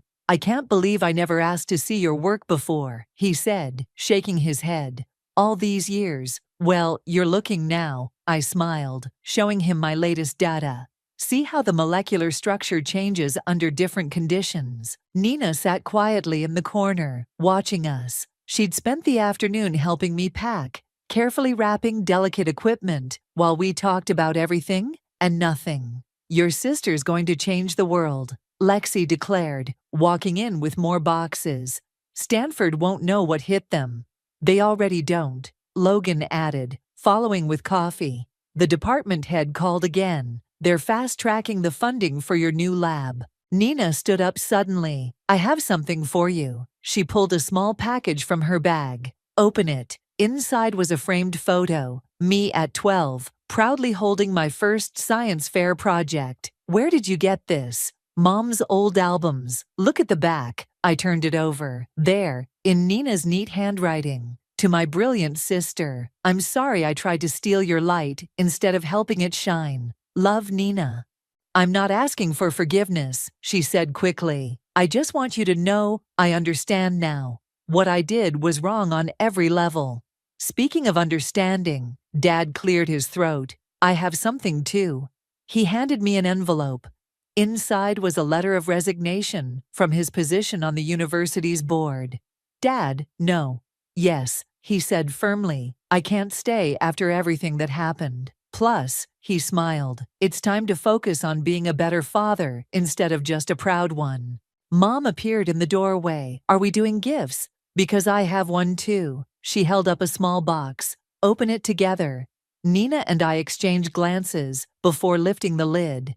Inside were two identical journals, one labeled Amara's Research and one Nina's Journey. For new beginnings, Mom explained. Amara can document her work at Stanford, and Nina can write about her therapy progress and finding her own path. Mom, Nina's voice cracked. No more comparing, Mom said firmly. No more favorites, just two daughters finding their way. Sadie chose that moment to walk in, carrying official-looking documents. Sorry to interrupt the family moment, but I need signatures. Amara, Stanford's waiting for these transfer papers. And Nina, the ethics committee requires your formal statement. We signed our respective papers, me toward my future, Nina acknowledging her past mistakes. By the way, Sadie added, the committee was impressed with how you handled everything, Amara. They're considering you for next year's award, properly this time. Actually, I said, looking at Nina, I've been thinking about that. What if we turned this whole experience into something positive? A joint presentation on ethics in science. Nina's head snapped up. What? You're good at public speaking, I continued, and your perspective on competition, pressure, and redemption could help others, combined with the scientific principles. That's actually brilliant, Sadie mused. A cautionary tale and cutting-edge science in one package. You'd want to work with me, Nina asked incredulously. After everything. Not on the research, I clarified, but on showing others how to avoid our mistakes. Yes, Dad wiped his eyes, not so subtly. My girls, working together at last. Don't get sappy on us now, Mom teased, but she was smiling too. Lexi raised her coffee cup. To new beginnings.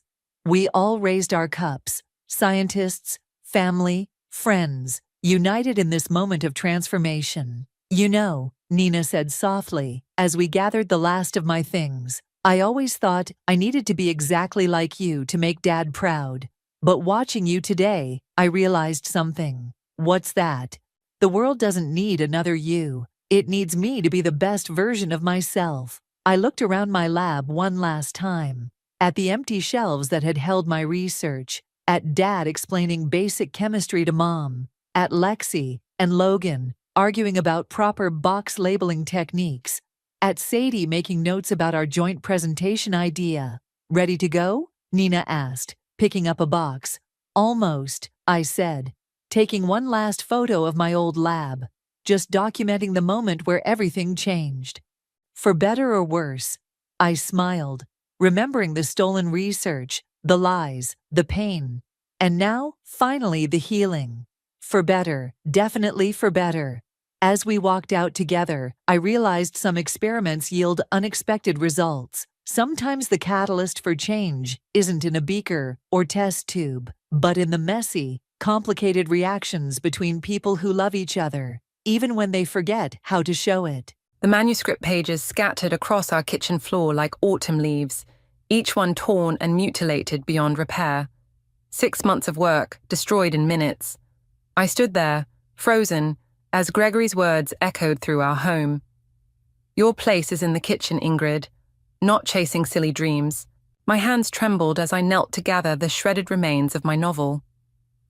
The words I'd carefully crafted were now just fragments, much like my marriage, I supposed. After 10 years together, I thought I knew my husband. Turns out I didn't know him at all. You went through my laptop. My voice cracked. You printed it just to destroy it. Gregory leaned against the door frame, arms crossed, wearing that smug expression I'd grown to hate. Someone had to knock some sense into you. What publisher would want this anyway? You're embarrassing yourself. I clutched the torn pages to my chest, remembering the late nights I'd spent writing while he slept, the early mornings before my job at the library, the weekends when I could have been cleaning or cooking, all the things he thought I should be doing instead. You had no right, I whispered, then louder. You had no right. I had every right. I'm your husband. Look at this place. Dishes in the sink, laundry piling up. You're neglecting your responsibilities for this hobby. The word hobby hit me like a slap. I'd been working on this story since I was a teenager, refining it, perfecting it. Only Serenity, my best friend, knew how much it meant to me. She'd been begging me to show it to publishers for months. It's not a hobby, I said, rising to my feet. It's who I am. Gregory laughed, that condescending chuckle that made my skin crawl. Who you are? You're my wife. That's who you are. Something snapped inside me. Maybe it was the way he said my wife like I was his property. Maybe it was seeing my dreams scattered across the floor. Or maybe it was just 10 years of suppressed anger finally breaking free. I'm calling Serenity, I said, reaching for my phone. Oh, perfect. Run to your little friend. That's what you women do, isn't it? Complain about your husbands. I dialed Serenity's number, hands shaking. She answered on the second ring. Remember that writing club idea you mentioned? I asked, watching Gregory's face darken. Let's do it. Tonight. Your place. Really? Serenity's excitement was palpable. Oh my God, yes. I'll post it online right now. We could meet at 7. Perfect. I ended the call and faced my husband. You think my place is in the kitchen? Let's test that theory together. What are you talking about? I'm starting a writing club, tonight, and you can't stop me. Gregory's face reddened. You're not going anywhere. You have responsibilities here. I walked to the kitchen sink and picked up a plate, studying it carefully before letting it slip from my fingers. It shattered on the floor, the sound oddly satisfying. Oops, I said. Guess I'll have to clean that up later, after my meeting. You've lost your mind, Gregory sputtered. No, I replied, grabbing my laptop and car keys. I've finally found it. As I headed for the door, Gregory called out, If you leave now, don't bother coming back tonight. I turned to face him one last time. Don't worry, I won't. I'll be staying at Serenity's. And Gregory? I saved backups of my manuscript in the cloud. You might have destroyed the papers, but you can't destroy my words. The look of shock on his face was worth everything. As I drove to Serenity's house, my hands stopped shaking. For the first time in years, I felt truly alive. My phone buzzed with a text from Serenity. 3 women already responded to the post. This is happening. I smiled, thinking of Gregory alone in our kitchen, surrounded by the mess he'd made, torn pages and broken china, symbols of our broken marriage. He thought he was teaching me a lesson, showing me my place. Instead, he'd given me exactly what I needed, the push to finally break free. The writing club wasn't just about writing anymore. It was about rebellion, about finding my voice, about showing Gregory and every other person who'd ever tried to silence a woman that our stories deserved to be told. I parked outside Serenity's house, took a deep breath, and texted her, I'm here. Let's make history. Serenity's living room buzzed with nervous energy as 5 women settled onto couches and chairs. The scent of coffee mingled with anxiety and hope. I hadn't expected anyone besides Serenity to show up, but here they were, strangers united by words and determination. I'm Natasha, said a young woman with bright purple hair, hugging a worn notebook to her chest. I saw your post and, well, my boyfriend says writing is a waste of time, but I can't stop. I just can't. You shouldn't stop, I replied, my voice stronger than I felt. None of us should. Serenity emerged from the kitchen with a tray of mugs. Ladies, grab your coffee and let's get started. Ingrid, want to tell everyone why we're here? I stood, my hands clasped tightly together. My husband destroyed my manuscript today. Gasps filled the room. He printed it out just to shred it, to teach me my place is in the kitchen. What a jackass, muttered a woman in her 50s, who'd introduced herself as Ruth. But here's the thing, I continued. He actually taught me something else entirely. We're not alone. There are women everywhere being told to be quiet, to stick to appropriate activities, to give up their dreams. This club isn't just about writing, it's about refusing to be silenced. My phone buzzed. Jeremy, my brother. I ignored it. What are you writing? Asked Maria, a college student with tired eyes and endless enthusiasm. A novel about... My phone buzzed again. Sorry, let me just... I checked the message. Jeremy. Greg called. He's furious. Says you're having some kind of breakdown. What's going on? I typed back quickly. Not a breakdown, an awakening. Call you later. Sorry, I said to the group. My brother. Where was I? My novel's about a woman who discovers she can hear other people's thoughts, but only when they're lying. It starts when she realizes her husband's been... Living a double life? Natasha leaned forward, eyes wide. Exactly, I smiled. But it's really about truth, and how we often ignore it even when it's right in front of us. Like ignoring red flags in relationships. Ruth nodded knowingly. Been there, done that, got the divorce papers. Laughter rippled through the room, breaking the tension. For the next 2 hours, we shared stories, snippets of writing, and dreams we'd been too afraid to voice. Natasha read a poem that brought tears to our eyes. Maria shared a chapter from her fantasy novel. Even Ruth, who claimed she only wrote grocery lists, revealed she'd been secretly working on a memoir. My phone kept buzzing. Jeremy again. Greg's threatening to come to Serenity's. Be careful. Ladies, I announced, my husband might make an appearance. Anyone who wants to leave. We're not going anywhere, Serenity interrupted. Let him come. He'll have to get through all of us. And my pepper spray, added Ruth, patting her purse. The doorbell rang. We all froze. I'll get it, Serenity said, but I stopped her. No, I will. I opened the door to find not Gregory, but Cole, my childhood friend who now worked in publishing. Jeremy called me, he said, looking concerned, said you might need backup. Relief flooded through me. Cole, come in, meet everyone. As Cole entered, I noticed how the other women straightened up, suddenly very interested in this unexpected male ally. He surveyed the room, taking in the notebooks, laptops, and coffee mugs. So this is the revolution, huh? He grinned. Need a friendly publisher in your corner. You're serious? I asked. Dead serious. I've been wanting to launch a new imprint focusing on women's voices. This could be perfect timing. Serenity squealed. Did everyone hear that? We have a publisher. A potential publisher, Cole corrected, but he was smiling. Let's see what you've all got. The energy in the room shifted from defensive to electric. Women who, moments ago, were sharing their stories of being silenced were now practically bouncing with possibility. My phone buzzed one final time. Gregory. This ends now. I'm coming over. I showed the message to Cole, who immediately stood up. Ladies, how about we move this meeting to my office? It's just down the street, and I happen to know a great pizza place that delivers. As we gathered our things, I caught Serenity's eye. She nodded, understanding passing between us. This wasn't just about escaping Gregory anymore. This was about something bigger. Text your husband back, Cole suggested as we left. Tell him the kitchen's all his. I did better than that. I sent Gregory a photo of our group walking into Cole's publishing office with the caption, "You're right, I found my place." Then I turned off my phone and followed my new family of writers into the future I'd always dreamed of but never dared to claim. Until now. 3 weeks after our first meeting, I could barely recognize the writing club.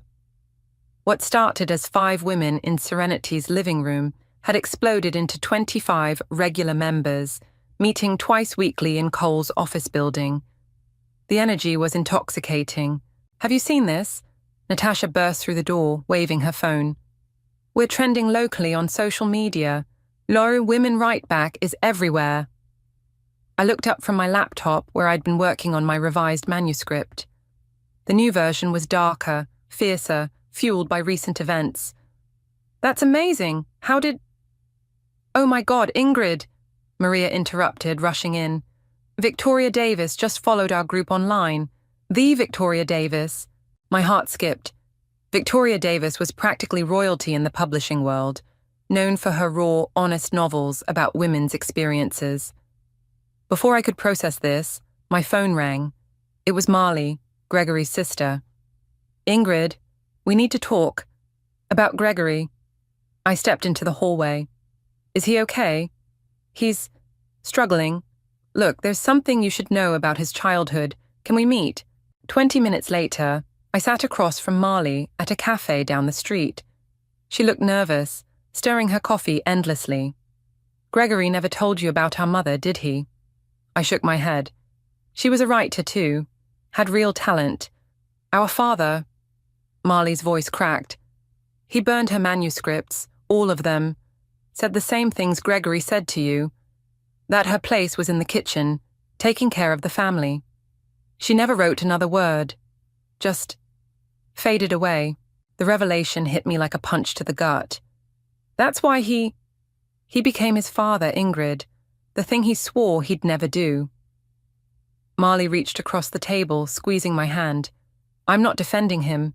What he did was wrong, but maybe understanding why. My phone buzzed with a message from Cole. Victoria Davis wants to read your manuscript. This is not a drill.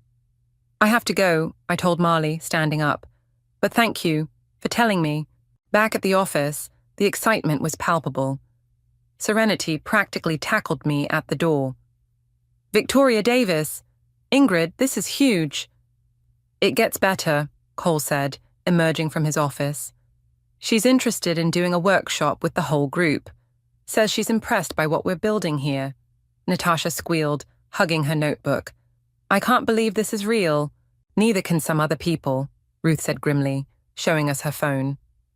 On the screen was a local community forum where someone, clearly Gregory, had posted a long rant about bitter women destroying families with their selfish ambitions. The comments are amazing, though, Ruth continued, scrolling. Everyone's defending us, sharing their own stories. He's getting destroyed. I should have felt vindicated, but Marley's words echoed in my head. Gregory, becoming the very thing he hated most. History repeating itself. Ingrid? Cole touched my arm. You okay? Just thinking about... The door burst open. Gregory stood there, disheveled, eyes wild. So this is where you've been hiding. The room went silent. 25 women stared him down, while Cole stepped protectively in front of me. I'm not hiding, Gregory. I'm writing. And succeeding. You're ruining everything, he spat, just like she did. Your mother didn't ruin anything, I said softly. Your father did, and now you're doing the same thing. He staggered back as if I'd struck him. Marley told you. She did, and I'm sorry for what happened to your mother. But I'm not her. These women aren't her. We're not going to fade away. Victoria Davis is reading Ingrid's manuscript, Natasha announced proudly. Do you even know who that is? Gregory's face went pale. Victoria Davis? The one Mom used to... Read constantly, I finished. Yes, that Victoria Davis. Something shifted in his expression. Recognition, maybe, or memory. Without another word, he turned and left, the door closing quietly behind him. Well, that was anticlimactic, Ruth muttered. No, I said, watching through the window as Gregory walked away. That was the beginning of something. My phone buzzed again. A message from Victoria Davis herself. Your story speaks to me. Let's talk about getting it published. And about what you're building there. I think it's time for women's voices to be heard. I showed the message to the group. The cheers that erupted were probably heard across the building. But beneath the celebration, I felt a strange mix of triumph and sadness. Gregory had tried to silence me, just as his father had silenced his mother. But in doing so, he'd given all of us our voices back. And we were just getting started. The local newspaper headline read, Women's Writing Club Sparks Cultural Revolution in Small Town. I stared at my photo beneath it, surrounded by the other members, all of us looking fierce and determined. The article had come out this morning, and my phone hadn't stopped ringing since. This is incredible, Victoria said over our video call, her elegant home office visible in the background. Your manuscript perfectly captures the zeitgeist of what's happening there, but I think we can push it further, make it more raw, more real. How so? Draw from what's happening right now. The club, the resistance, the... She paused, checking something off screen. Hold on, you're trending again. My other line beeped. Gregory, I should take this, I told Victoria. Can we continue later? Of course, and Ingrid, you're doing important work. Don't let anyone stop you. I switched calls. Hello? I saw the newspaper, Gregory said. His voice sounded strange, strained. You look... different. I am different. You're never home anymore. The neighbors are talking. Let them talk. I watched through my office window as more women arrived for today's meeting. I'm busy building something important, more important than our marriage. The question hung there, heavy with implications. Before I could answer, I heard voices outside my door. You can't go in there. Serenity's voice alarmed. "Watch me," a male voice responded. I opened my door to find Thomas, one of Gregory's work friends, trying to push past Serenity. "Your husband's worried sick," Thomas announced. "This has gone far enough." "Get out," I said, my voice steady. "Now." "Or what? You'll write about me?" "No," Ruth said, appearing behind him with her phone raised. "But this video of you harassing women in a professional office might interest your employer." Thomas backed away, face reddening. "This isn't over." "Actually, it is," Cole said, stepping out of the elevator.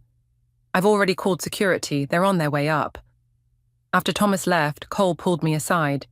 "Gregory's getting desperate. His friends at work are freezing him out because of that forum post. He's blaming you." "I heard that too," Marley said, joining us. "He's drinking more, showing up late to work. Dad's been calling him, making everything worse." I sank into my chair, the weight of it all pressing down. "I never wanted—" "Don't," Serenity interrupted. "Don't you dare feel guilty. You're changing lives here." As if to prove her point, Natasha burst in, tears streaming down her face. "My poem got accepted. That literary magazine we submitted to. They want to publish it." The room erupted in cheers. More women poured in, drawn by the commotion. Someone brought champagne. Even Cole joined in, proposing a toast to women who refuse to be silenced. Through it all, I heard snippets of conversation from outside my office. "Did you see Gregory at the bar last night?" "Completely losing it." "Calm as a witch." I stepped out for air, only to overhear Gregory's voice from around the corner. "We have to shut them down," he was saying. "Find something, anything. Building codes, noise complaints, whatever it takes." "You sure about this?" Another male voice.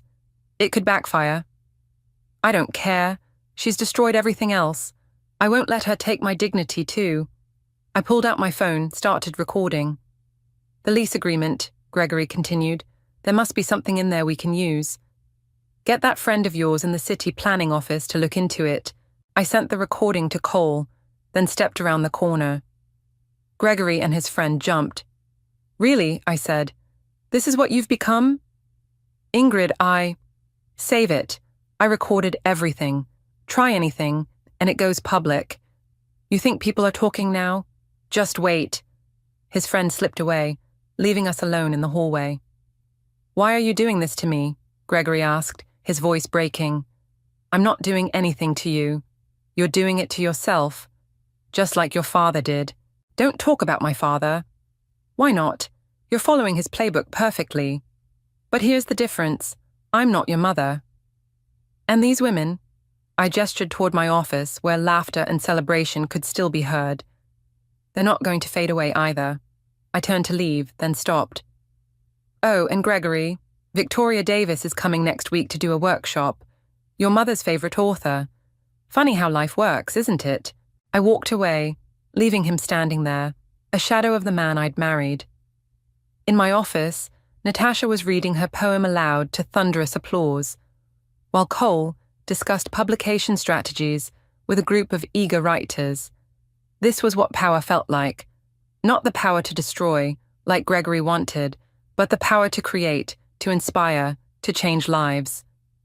My phone buzzed with a message from Victoria. "Just booked my flight, ready to make history." I looked around at my growing family of writers and replied, "We already are." "You can't keep avoiding me forever." Gregory's voice boomed through Cole's office building lobby. Security moved toward him, but I held up my hand. "Let me handle this."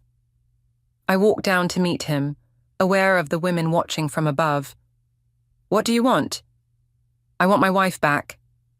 His tie was loose, shirt wrinkled. "I want my life back." "Your wife?" I laughed, but there was no humor in it. "The one you tried to silence, the one whose dreams you destroyed." "I made a mistake, okay? Is that what you want to hear?" Before I could respond, Victoria Davis strode through the front door, her presence commanding immediate attention. She took in the scene with practiced ease. "Ingrid? Is everything all right?" Gregory's eyes widened with recognition. You're her." The one my mother used to— Victoria Davis, she said coolly. And you must be the husband I've heard so much about. Security stepped closer, but Victoria waved them off. Actually, this is perfect timing. I've just finished reading your wife's manuscript. Would you like to know what I think? Gregory stood frozen as Victoria pulled out a manuscript from her bag. My manuscript, covered in notes and sticky tabs. It's brilliant, she said. Raw, honest, powerful.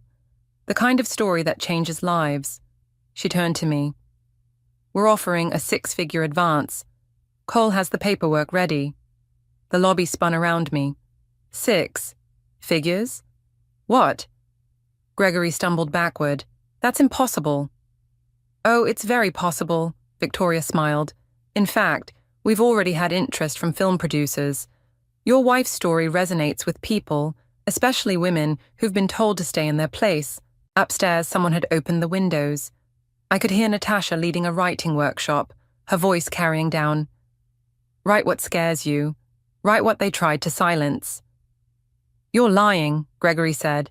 This is some kind of trick. Victoria pulled out her phone, showed him the screen. Here's the contract, and here's the advance amount. Would you like to count the zeros? Gregory's face went pale. It was more money than he made in 2 years. The irony, Victoria continued, is that none of this would have happened if you hadn't destroyed her first manuscript. Sometimes trying to silence someone gives them an even louder voice. Serenity appeared at my side, holding an envelope. Perfect timing. This just came for you, Ingrid. I opened it, hands shaking. Inside was a check, the first royalty payment from the literary magazine that had published our group's anthology. Show him, Serenity whispered. I held out the check.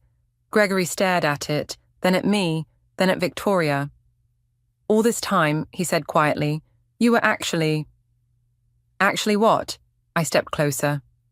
Talented? Capable? Worth something beyond cooking your meals and cleaning your house? I never meant to become your father, but you did. And now look, you're losing everything, just like he did. But I'm not losing anything. I'm gaining a whole world. As if on cue, the elevator opened and our writing group members poured out, surrounding me in a protective circle. Ruth, Natasha, Maria, and dozens more. Women who'd found their voices, their strength, their community. Mr. Wallace, Cole called from the stairwell. I believe you're trespassing. Should I call the police, or will you leave on your own? Gregory looked at the crowd of women, at Victoria's stern face, at the contract in her hands. Then he looked at me, really looked at me, maybe for the first time. You really did it, he whispered. You really became something. No, I corrected him. I always was something. You just never saw it. He turned and walked out, shoulders slumped, leaving behind the ghost of the man who'd once tried to control me. Victoria touched my arm. Ready to sign that contract? Actually, I said, looking at my writing family, we should celebrate first. This isn't just my victory. It belongs to all of us. Perfect timing for this, then. Cole emerged from his office with a newspaper. Look who made the front page again. The headline read, Local Women's Writing Movement Sparks National Attention, Hollywood Calling, Natasha squealed. Maria burst into tears. Ruth pulled out a bottle of champagne from her ever-present bag. To Ingrid, Serenity raised her glass, who showed us that sometimes the worst thing that happens to you can lead to the best thing you'll ever do. No, I corrected her, looking at all the faces around me, strong, determined, unsilenced. To us, to every woman who's ever been told to be quiet, to stay in her place, to give up her dreams, this is just the beginning. Victoria raised her glass. To the power of words. To the power of words, everyone echoed. Outside, the sun was setting on another day in our revolution. And somewhere out there, Gregory was learning what happened when you tried to silence a woman's voice. It came back louder, stronger, and with an army behind it. The final draft is done, I announced, hitting the send button on my email to Victoria. The office erupted in cheers, but was quickly interrupted by Marley bursting through the door. You need to see this, she said, thrusting her phone at me. On the screen was a social media post from Gregory. My wife's success is built on lies. The truth comes out tomorrow. What truth? Serenity demanded. What is he talking about? He's desperate, Cole said, reading over my shoulder. The bank's foreclosing on your house. He lost his job last week. What? I hadn't known about either. Why didn't anyone tell me? Because of this, Marley pulled up another post, this one from Gregory's father. Time to show these uppity women what happens when they step out of line. Ruth snorted. What is this, 1950? No, Victoria said from the doorway, having arrived early for our meeting. This is fear. Men like them, they're terrified of losing control. My phone rang. Jeremy. Sis, you need to know something. Greg's been meeting with Dad's old lawyer friends. They're planning something. Before I could respond, Natasha rushed in, waving a tablet. They're saying we plagiarized. Greg's friends are posting all over social media that we stole our stories from other writers. That's ridiculous, Cole scoffed. We have documentation for everything. Timestamps, drafts, witnesses. Doesn't matter, Victoria said grimly. The accusation alone can cause damage. Trust me, I've seen this before. Look at the comments, though, Maria pointed out. Nobody's buying it. They're calling him out for trying to discredit successful women. My phone buzzed again, a text from Gregory. Last chance to shut it down voluntarily before things get ugly. He's bluffing, Cole said, reading the message. He has nothing. Actually, Marley interrupted, he might have something. Remember those writing exercises we did? The ones where we borrowed scenarios from news stories? My stomach dropped. He's going to twist that, isn't he? Already is, Ruth showed us another post. Claims we're stealing real people's trauma for profit. That's not, I started, but Victoria cut me off. Get me your notes from those sessions, now, every single one. The room exploded into action. Women pulled out notebooks, laptops, phones, anything containing evidence of our creative process. Victoria and Cole huddled in the corner, making calls. Ingrid, Serenity touched my arm. There's something else you should know. I overheard Gregory at the bar last night. He found your mother-in-law. The room went silent. What? She's alive, living in Arizona. He's trying to get her to speak out against us. I sat down hard. After all these years, why would she? She won't, Marley said firmly. I already called her. Want to know what she said? Everyone leaned in. She said, tell those women to burn it all down. A laugh bubbled up from somewhere deep inside me, slightly hysterical. Really? Really. And there's more. Marley pulled out her phone, played a voice message.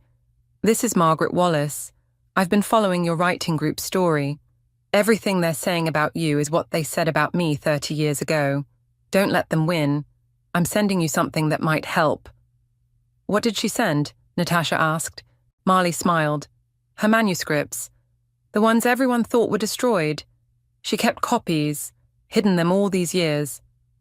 Victoria's eyes lit up. Now that's a story. Better than that, Cole added. It's evidence, proof of a pattern. Greg's father did exactly what Greg's trying to do now. My phone buzzed again. Gregory, check your email. Last warning. I opened the email. Attached was a document filled with accusations, threats, supposed evidence of plagiarism. But there, in the metadata, was our salvation. Cole, I called. Look at this. He used his company email to draft these threats. The company he just got fired from. Cole grinned. The company whose harassment policies I helped write. That company. The very same. Forward it to me, now. As Cole made calls, Victoria gathered everyone around. Ladies, what's happening here isn't new. Men have been trying to silence women's voices forever. But times have changed. We have platforms now. We have proof. We have each other. And we have this. Marley held up a USB drive. Mum's stories. 30 years of silenced words, ready to be heard. I stood up, facing my writing family. Gregory thought he could shame us into silence. His father thought he could burn away his wife's voice. but they forgot something important. "What's that?" Maria asked. "Paper burns. But stories are fireproof, and we've got one hell of a story to tell." Victoria raised an eyebrow. "Shall we tell it?" "Oh yes," I said, watching Cole end his call with a triumphant smile. "Let's make it loud." The bookstore was packed for my first public reading. Standing at the podium, I could see Gregory in the back, his father beside him. They hadn't expected this many people, hundreds of women, men, and young writers, all here to listen. "Read the part about the burning," someone called out. I opened my novel to the marked page, but Victoria stepped up first. "Before Ingrid reads, I'd like to introduce someone special, Margaret." A woman stood up from the front row. Gregory's father stumbled backward, face draining of colour. Margaret, his ex-wife, Gregory's mother, walked to the podium, head held high. "Hello, Robert," she said into the microphone. "It's been 30 years since you burned my stories. Would you like to hear one now?" The crowd erupted in cheers. Gregory started pushing through the crowd, but Ruth and several other women blocked his path. "Mum," his voice cracked, "what are you doing? What I should have done 3 decades ago." She pulled out a weathered notebook. "This is dated June 15th, 1993, the day your father destroyed my manuscripts, or so he thought." Robert tried to leave, but found himself surrounded by writing club members. Serenity smiled sweetly. Phone recording everything. Margaret began reading. "Today my husband showed me who he really is. He burned my words, but he forgot. A writer's strongest stories are the ones we carry inside." Gregory stopped struggling. I watched his face as his mother's words washed over him, saw the moment recognition hit. These were the same things he'd done to me. "Sound familiar?" I asked, stepping up beside Margaret. "Like father, like son." "This is ridiculous," Robert sputtered. "Margaret, you're making a scene." "No," Victoria interrupted. "She's making history, just like your son's wife did when she refused to be silenced." I opened my own book. "Should we show them what that looks like?" The crowd cheered again. Gregory sank into a chair, his father still standing rigid beside him. "This is from chapter 12, I began. "The part where Sarah discovers her husband's betrayal isn't just about the manuscripts. It's about trying to own her voice, her dreams, her very existence." As I read, I watched Gregory's face. Watched him recognize his own actions in the story. Saw him flinch at particularly familiar passages. His father tried to leave twice more, but the crowd had become a wall. "You can't leave yet," Natasha told them. "The best part's coming." I continued reading.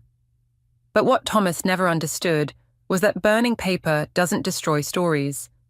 It sets them free. Like phoenix flames, they rise again, stronger, fiercer, impossible to contain. Margaret picked up her own story again, our voices intertwining across generations. And when women rise together, no force on earth can stop them. Gregory stood suddenly. "I want to speak." "No," I said firmly. "You've spoken enough. For years, you spoke over me, spoke for me, tried to silence me. Now it's my turn." "Please," he whispered. "I need to say something." Victoria stepped forward. "Let him speak. Let everyone hear what he has to say." Gregory walked to the podium, faced the hostile crowd. I became everything I hated, everything I swore I'd never be." "Like father, like son," his mother repeated softly. "No," Gregory's voice strengthened. "Not anymore. Dad, I'm done. Done being your echo. Done repeating your mistakes. Ingrid." He turned to me. "I'm sorry. I'm so sorry." "Sorry doesn't fix it," I said. "I know, nothing fixes it. But maybe..." He pulled out a folder. "Maybe this helps. It's everything. The emails, the plans to discredit you, all of it. Use it. Show everyone what happens when men try to silence women's voices." Robert lunged forward. "You weak, pathetic..." "That's enough," Cole's voice cut through the chaos. "Security, please escort Mr. Wallace Sr. out." As Robert was led away, still shouting, Gregory handed me the folder. "There's something else you should know. Mum's manuscripts. Dad didn't burn all of them. He sold some, made money from them. Margaret gasped. Victoria's eyes narrowed. We can prove this. It's all in there. Bank records, everything. I handed the folder to Cole, who immediately started making calls. The crowd buzzed with excitement, phones recording everything. This doesn't make things right between us, I told Gregory. I know. He looked at his mother. But maybe it's a start, for both generations. Margaret touched his arm, the first contact between them in decades. It's a start. I returned to the podium, faced my audience, my army of writers and supporters. Now, shall we finish this story? Yes, Victoria smiled. But first, I think we need to start a new one, about a woman whose words were stolen, and how 30 years later, justice finally came in the form of her daughter-in-law's revolution. The crowd roared its approval. In the back, Gregory slipped out quietly, leaving behind his father's legacy of silence. And in its place, women's voices rose, strong and clear and unstoppable.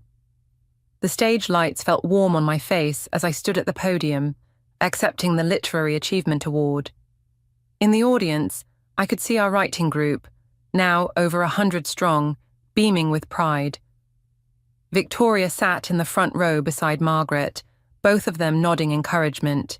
This award, I began, isn't just for my novel. It's for every woman who's been told to be quiet, to know her place, to stop dreaming. Movement at the back of the hall caught my eye. Gregory slipped in, thinner now, wearing a suit that looked too big for him.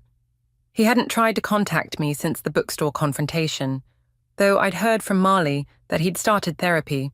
When my husband destroyed my first manuscript, he thought he was ending my story. Instead, he gave me the first line of a better one. The audience laughed. I spotted Robert in the crowd too, summoned by the court to witness this moment. Part of the settlement required him to attend every major event related to his ex-wife's recovered works. But the real story isn't about destruction. It's about what we build from the ashes. Margaret, would you join me? Gregory's mother walked to the podium, her recovered manuscripts now published and climbing bestseller lists. Robert shifted uncomfortably in his seat. Together, Margaret said into the microphone, we're announcing the Phoenix Fund for Silenced Voices. Every dollar Robert earned from stealing my work, plus the proceeds from Gregory's sold house, will go to supporting women writers who've faced similar obstacles.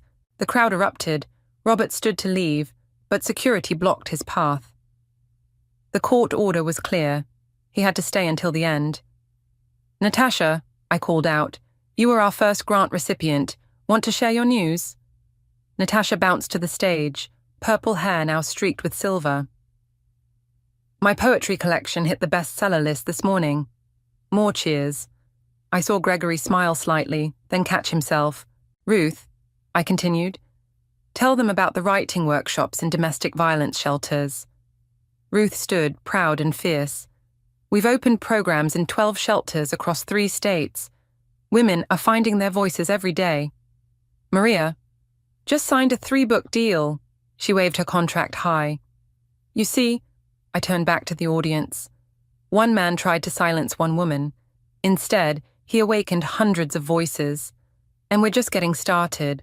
Victoria stepped up beside me. Tell them about the film adaptation. Oh yes, I smiled. Hollywood's making a movie about our story. But here's the twist. We insisted on complete creative control. No male directors trying to soften our edges. No studios trying to make it more palatable. Robert finally managed to push past security, storming toward the exit. Before he reached it, Margaret spoke again. Running away again, Robert? Like you ran when the truth came out?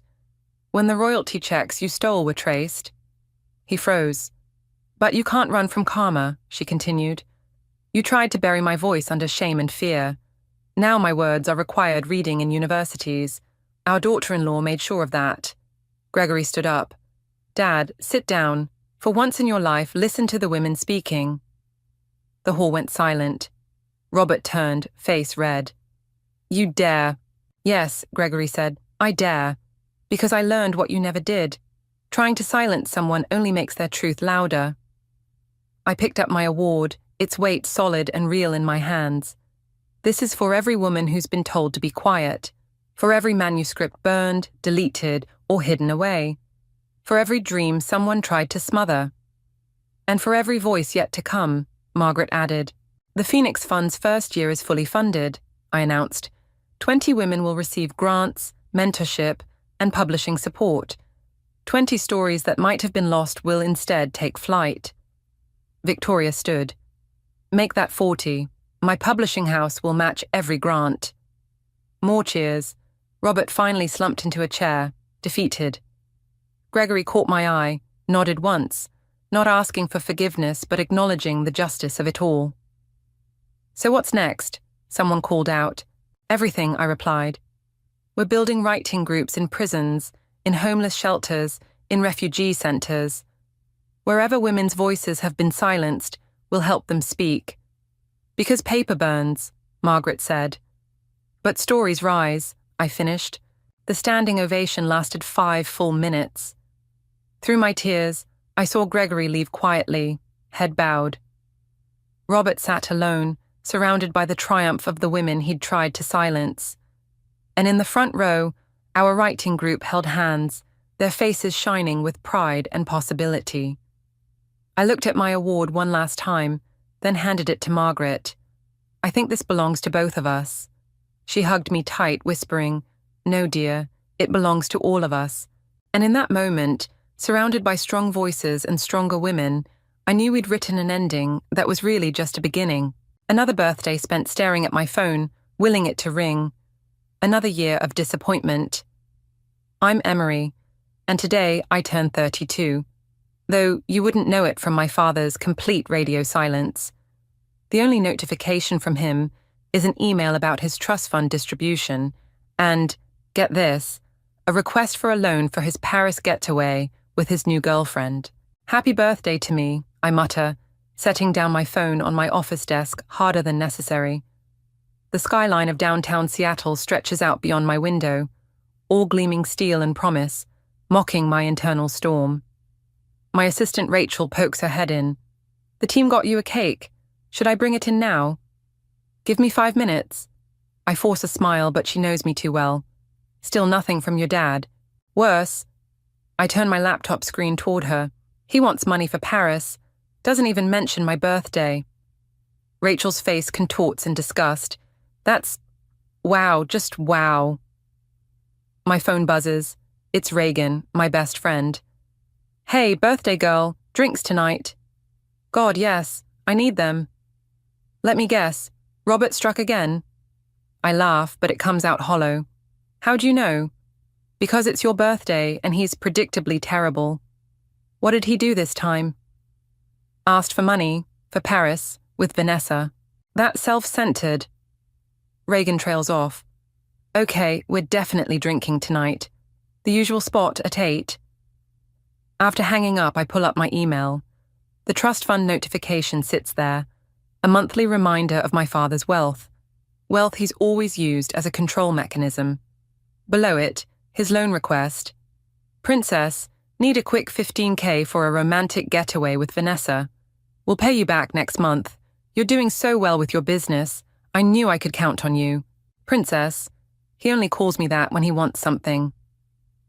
My finger hovers over the reply button when my brother Kian calls. Happy birthday, sis.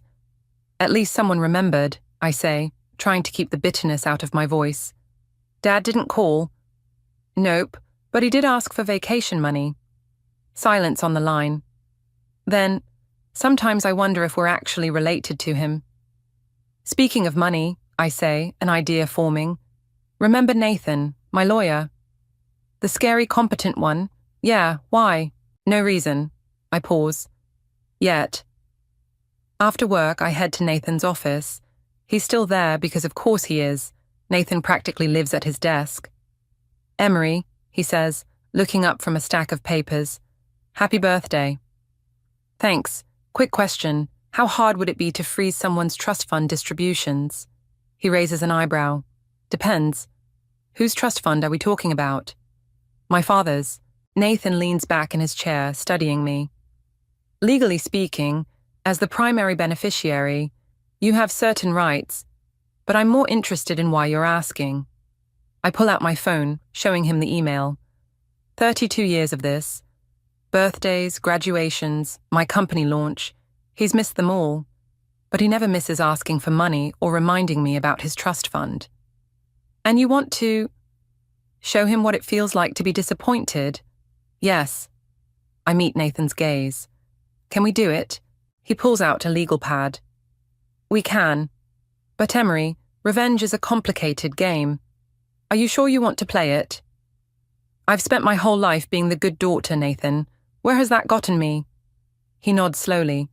Give me 24 hours to draft the paperwork. But remember, once we start this, there's no easy way back. I stand up, suddenly feeling lighter than I have all day. Good, because I'm done being the family ATM. And while he's figuring out how to fund his Paris romance, I'll be planning my own trip. Oh, Bali, with Reagan. It's time I started celebrating myself instead of waiting for him to notice me. Walking out of Nathan's office, I pull up my messages and text Reagan. Change of plans for tonight. We need to talk about Bali. Her response is immediate. OMG, yes. But what about your dad? I smile, feeling a mix of guilt and satisfaction as I type. Let's just say karma's finally catching up with him. The Seattle rain starts as I head to my car, but for once, it feels less like gloom and more like washing away the past. Tomorrow, the papers will be drawn up. Tomorrow, everything changes. And for the first time in years, I'm actually looking forward to what comes next. My phone buzzes again, another email from my father. Princess, about that loan. I delete it without reading further. Happy birthday to me, indeed. You did what? Reagan nearly spits out her wine across the table at our favorite downtown bistro. Technically, I haven't done anything yet, I say, swirling my own glass. Nathan's just preparing the paperwork. Holy shit, Em. That's nuclear. She leans forward, lowering her voice despite the bustling dinner crowd. What about Kian? Have you told him? Not yet. I take a long sip. And I'm not going to, not until it's done. Reagan's phone lights up with flight options for Bali. Okay, changing subjects slightly. Look at this villa I found. Private pool, ocean view, and get this, it costs less than what your dad asked to borrow for Paris. I can't help but laugh at the irony. Book it, right now. You're serious? Dead serious. 3 weeks in paradise. It's exactly what I need. As Reagan taps away at her phone, making reservations, my own buzzes with a text from my mother, Juliana. Lunch tomorrow? We need to talk. Mom wants to meet, I tell Reagan. That's never good. Maybe she heard about your master plan. Impossible, unless... I pause, thinking, unless Kian said something to her.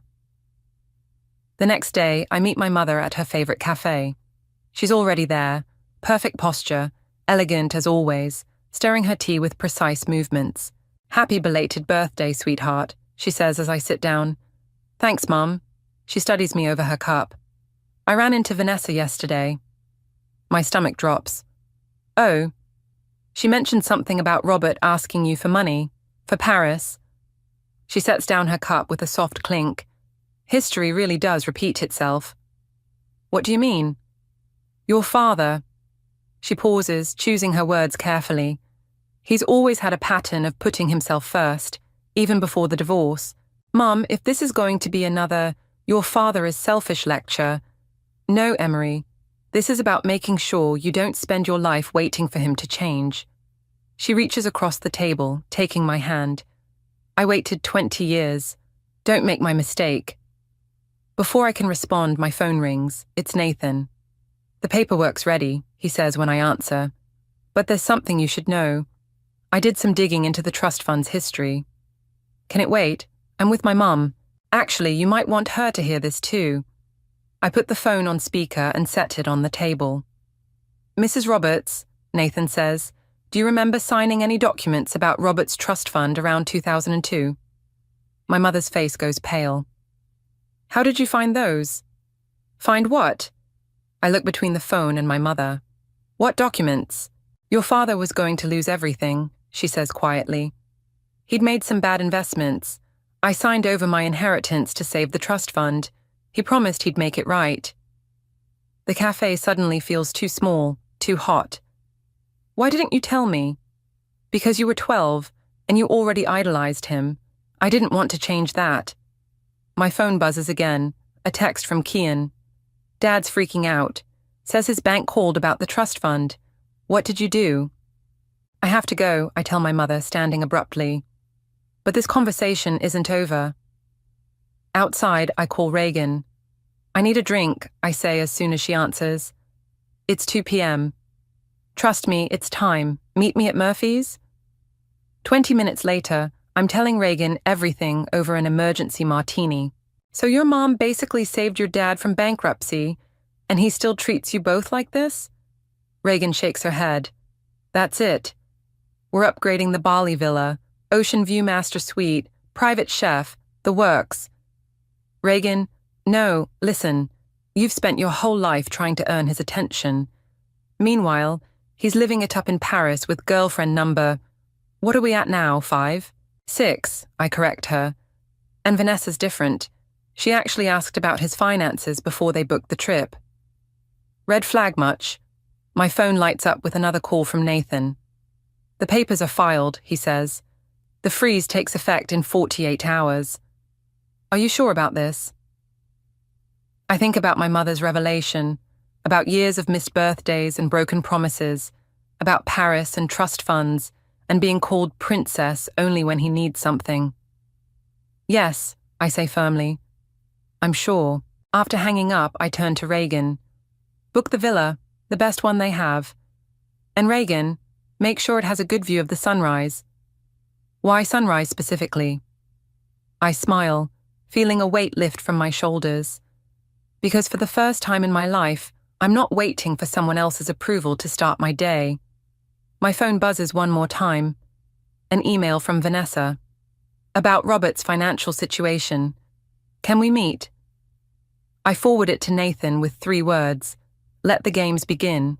Nathan's office feels colder than usual as he lays out the consequences of what we've set in motion. The freeze takes effect tomorrow morning. Once it hits, Robert won't be able to access any of the trust fund distributions for at least 3 months. Just in time for his Paris trip, I say, trying to ignore the knot in my stomach. Emery, this isn't just about a vacation anymore. Nathan slides a document across his desk. Look at these transactions from the past 6 months. The numbers make my eyes widen. These withdrawals, they're huge. Your father's been living well beyond his means. This freeze might do more damage than you intended. Before I can respond, my phone erupts with Kian's ringtone. What the hell, Emery? He says before I can even say hello. Dad just called me in a panic, says his accounts are locked. Maybe he should have thought about that before treating us like his personal ATMs. This isn't funny. He's supposed to close on a new house next week. I sit up straighter. What new house? For him and Vanessa. They're moving in together. Kian's voice drips with accusation. But you'd know that if you ever answered his calls. Right, because he's so great at keeping in touch when he doesn't need money. He's still our father, is he? I stand up, pacing Nathan's office.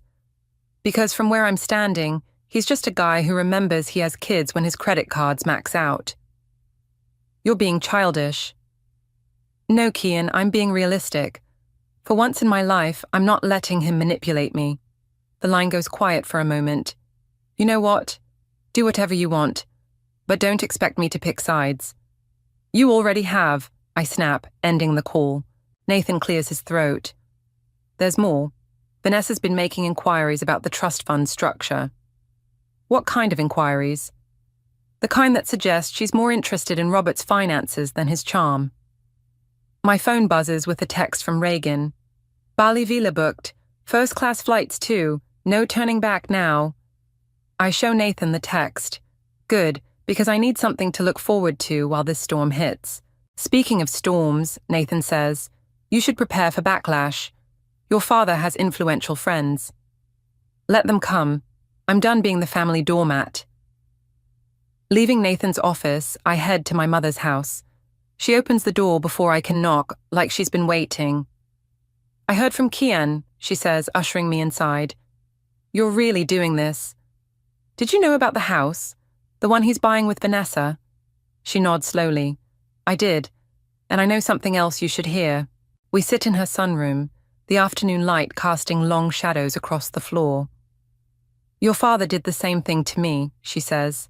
Right before our divorce.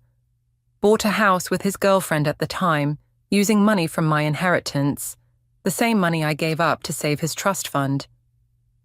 Why are you telling me this now? Because you need to understand what you're up against. Robert doesn't just hurt people, Emery. He destroys them and makes them feel like they deserved it.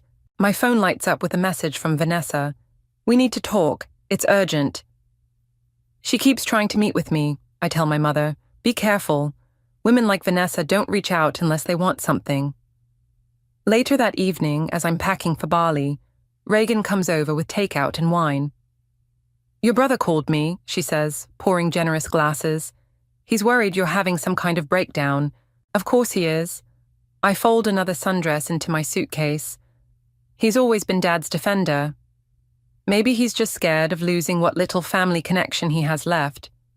Or maybe he's scared Dad will cut him off next. I pause, holding up 2 bikinis.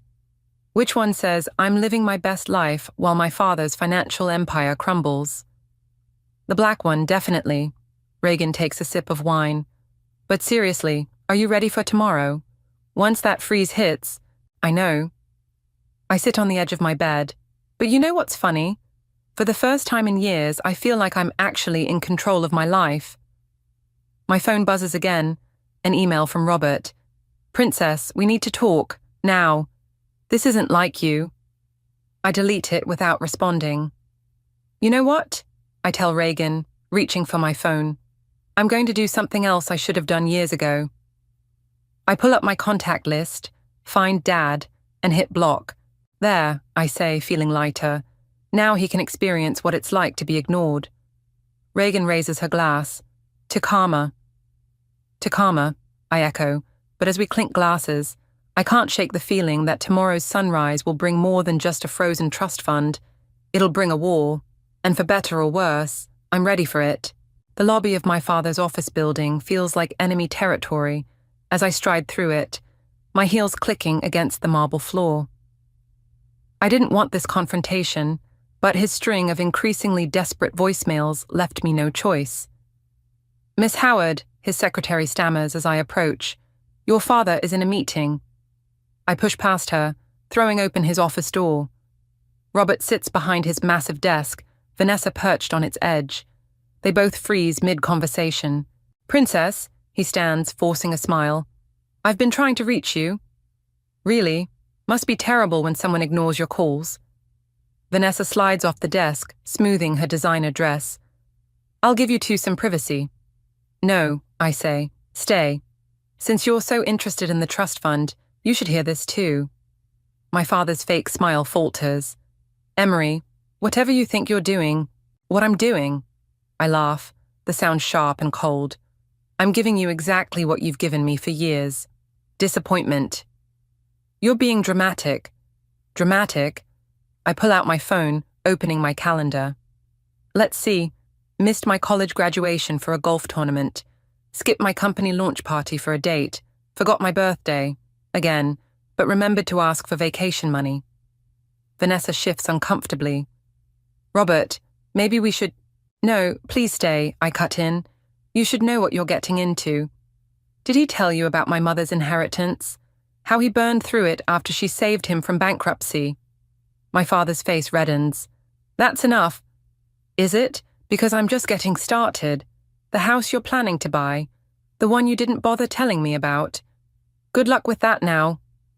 You can't do this, he says, voice dropping dangerously. I'm your father. Are you? Because fathers usually show up for their kids.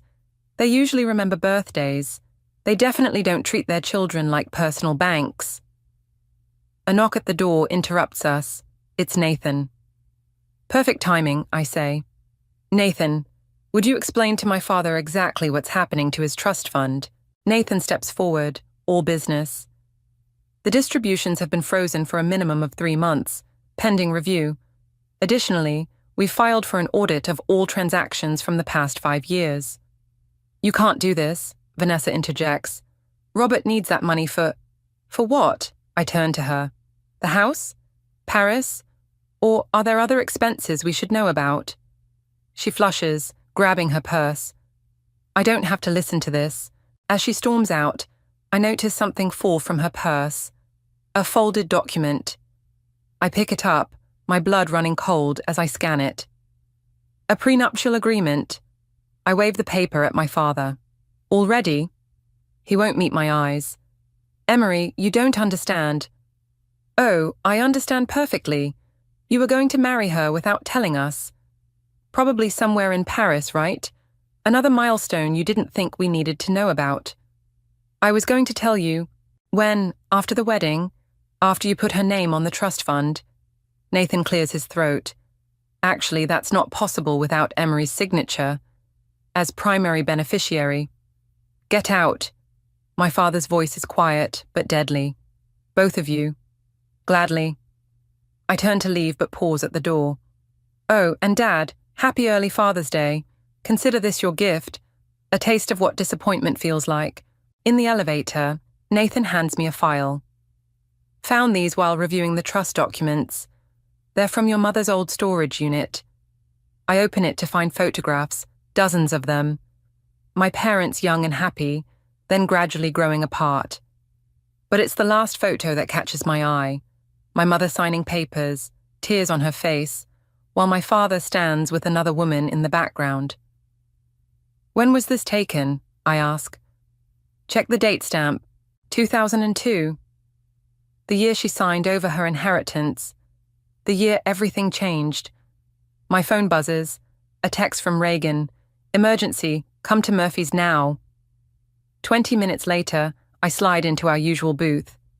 What's wrong? Reagan pushes her phone across the table. On it is a social media post from Vanessa, dated 6 months ago.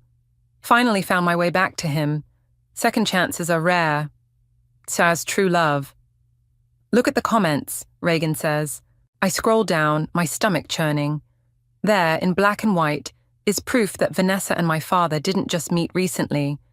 They'd dated before, 20 years ago, right around the time my mother signed away her inheritance. There's more, Reagan says softly. Keep reading. But I don't need to.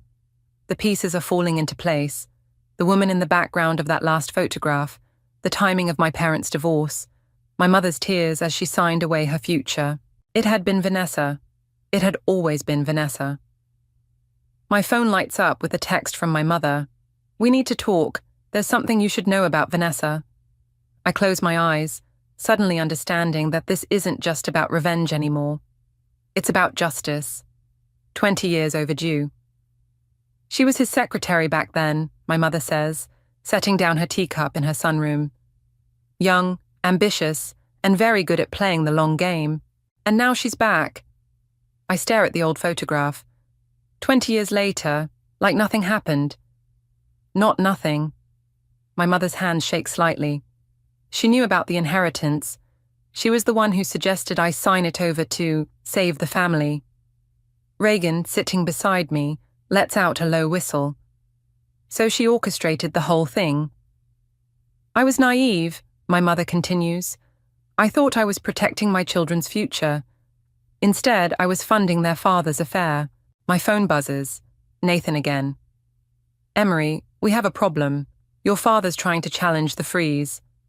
On what grounds? Mental distress. He's claiming you're having an emotional breakdown and aren't fit to make financial decisions. I laugh bitterly. Of course he is. There's more, Nathan says. Vanessa's been making calls to other trust fund beneficiaries. She's trying to build a case against you. After hanging up, I turn to Reagan. Still have those Bali itineraries? Already packed and ready. She pulls out her tablet. Villas confirmed, flights are booked, and I even arranged for a private yoga instructor. Good, because we leave in 3 days and... My phone interrupts again, Kian this time. Did you know, he demands, about Vanessa, about what happened with Mom? I just found out. Dad's a mess. He's drinking, saying you're trying to ruin his life. Vanessa's threatening to leave him. Good, I snap. Maybe he'll finally understand what it feels like to be abandoned. This isn't you, Em. You're not vindictive. No, I'm just tired. Tired of being used. Tired of being forgotten. Tired of watching history repeat itself. After hanging up, my mother reaches for an old shoebox. There's something else you should see. Inside are letters, dozens of them, all from my father to Vanessa, dated throughout my parents' marriage. I found these after the divorce, my mother says. They were in his study. He'd kept every single one. Reagan reads over my shoulder. These go back years before the divorce. They were planning this the whole time. The trust fund was never just about money, my mother says quietly. It was about control. As long as he controlled the money, he controlled everyone around him. My phone pings with an email from Nathan. Emergency. Your father's filed an injunction. Court hearing scheduled for next week. Perfect timing, I mutter, right before Bali. Go, my mother says firmly. Go to Bali. Let Nathan handle the legal battle. You need to be far away when this all comes to a head. But, trust me, sweetheart, I've lived through this before. The next few weeks will get ugly. As if on cue, my phone lights up with a text from Vanessa. You have no idea what you've started. Your father built this family. You're just a spoiled little girl trying to play games. I show the text to Reagan, who snorts. Rich, coming from the woman who's been playing the longest game of all. Should I respond? No, my mother says. That's what she wants. A reaction, proof that you're unstable. Another text arrives, this time from an unknown number. You should check your father's recent property purchases, not just the house. A friend. Reagan grabs my phone. Okay, that's cryptic. I forward the text to Nathan, who responds immediately. On it. But Emery, be careful. This could be a trap. Standing up, I gather the letters and photographs. Mum, can I take these? She nods. They're part of your history too. Just promise me something. What? Don't let this consume you like it consumed me. I spent years trying to expose your father's betrayal. In the end, it only hurt me more. Reagan checks her watch. We should go. We have that meeting with the travel agent about Bali activities. As we leave, my mother calls after me. Emery, remember, sometimes the best revenge isn't about destroying someone. It's about becoming someone they can't control anymore. In the car, Reagan turns to me. You okay? No, I admit. But I will be. 3 days until Bali, right? 3 days. Unless... She hesitates. Unless you want to stay and fight this injunction. I think about the letters, the photographs, 20 years of manipulation and lies. No. Let him fight the freeze. Let him panic about money for once. I'm done letting him control my life. My phone buzzes one final time. Another text from the unknown number. Check the property records for 2002, the same year as the inheritance. Trust me. I forward it to Nathan with 2 words. Dig deeper. 3 days to Bali. 3 days until I can breathe again. But as I drive home, I can't shake the feeling that we've only scratched the surface of my father's secrets. Your father bought a house in 2002, Nathan says, spreading documents across my kitchen counter. The same week your mother signed over her inheritance. Let me guess, it wasn't in his name. I lean over the papers, coffee forgotten in my hand. No, it was put in a shell company's name. And guess who's been living there rent-free for the past 20 years? Vanessa, Reagan answers from her perch on my bar stool. Nathan nods. Bingo, he's been maintaining 2 households all this time. My phone erupts with my father's ringtone. He's calling from a new number. Don't answer it, Reagan warns, but I've already hit accept. How dare you, he roars before I can speak. Do you have any idea what you've done? The bank is freezing everything. Funny how that works, isn't it? Being cut off without warning. This isn't a game, Emery. Vanessa's threatening to go public with everything. I put the phone on speaker, setting it next to Nathan's documents. Public with what, Dad? The house you bought her in 2002? Or the fact that you've been supporting her all these years? Silence crackles across the line. How did you... I learned from the best, Dad. You taught me to always follow the money, remember? You don't understand. No, you don't understand. My voice rises. While Mom and I scraped by after the divorce, you were maintaining a secret life with Vanessa. The same woman you're now parading around like some new romance. Your mother made her choices. Her choice was protecting her children, which is more than you ever did. The doorbell rings.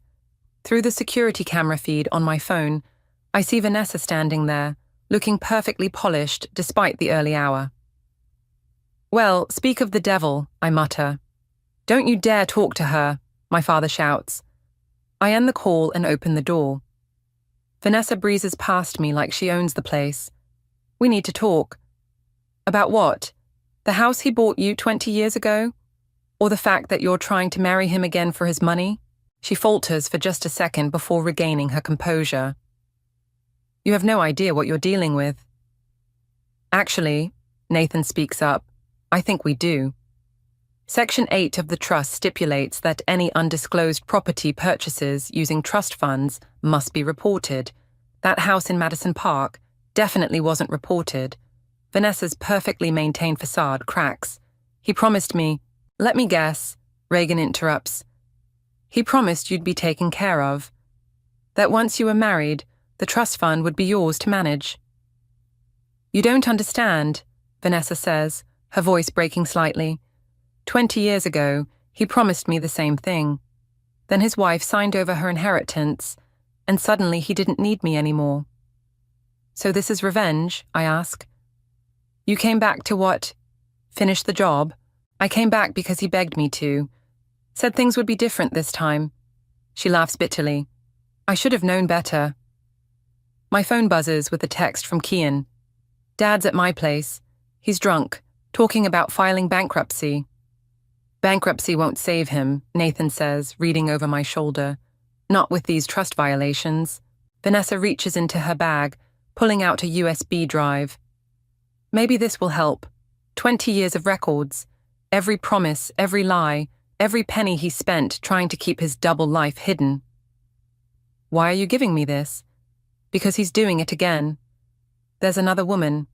Younger this time. She heads for the door, then pauses. Oh, and Emery. That trip to Paris. It wasn't for me. It was for her. After she leaves, Reagan whistles low. Well, that was... karma, I finish. Pure karma. Nathan starts gathering the documents. I'll need to review everything she gave us. But Emery, this could get messy. Really messy. My phone lights up again. My mother this time. Turn on the news. Now. Reagan grabs the remote, flipping to the local station. There, in bold headlines, prominent businessman Robert Howard accused of financial misconduct. Sources suggest decades of deception. Holy shit, Reagan breathes. Vanessa works fast, Nathan observes. My phone explodes with notifications. Journalists, family friends, even old classmates, all wanting comments. Still want to go to Bali tomorrow? Reagan asks quietly. I look at the chaos unfolding on TV, at the documents scattered across my counter, at the USB drive that probably contains enough secrets to destroy what's left of my father's reputation. More than ever, I say. Let him deal with his own mess for once. But as I head to my bedroom to finish packing, my phone buzzes one last time. A text from my father. Princess, please, I can explain everything. I block this number too, but not before sending one final reply. Explain it to your new girlfriend in Paris. I'll be in Bali, living my best life, without your money, without your lies, and most importantly, without you. Bali's morning sun streams through the villa's windows as I sip my coffee on the balcony. 7 days into our escape, and the notifications haven't stopped, but at least here, With the Indian Ocean stretching before me, they feel less urgent. Your brother's calling again, Reagan says, padding out in her yoga clothes. That's the third time this morning. I check my phone. 12 missed calls from Kian, 5 from Nathan, and countless news alerts about my father. Fine, I sigh, hitting accept. What's wrong now? Dad's in the hospital, Kian says without preamble. Stress-induced cardiac event. The coffee cup freezes halfway to my lips. Is he?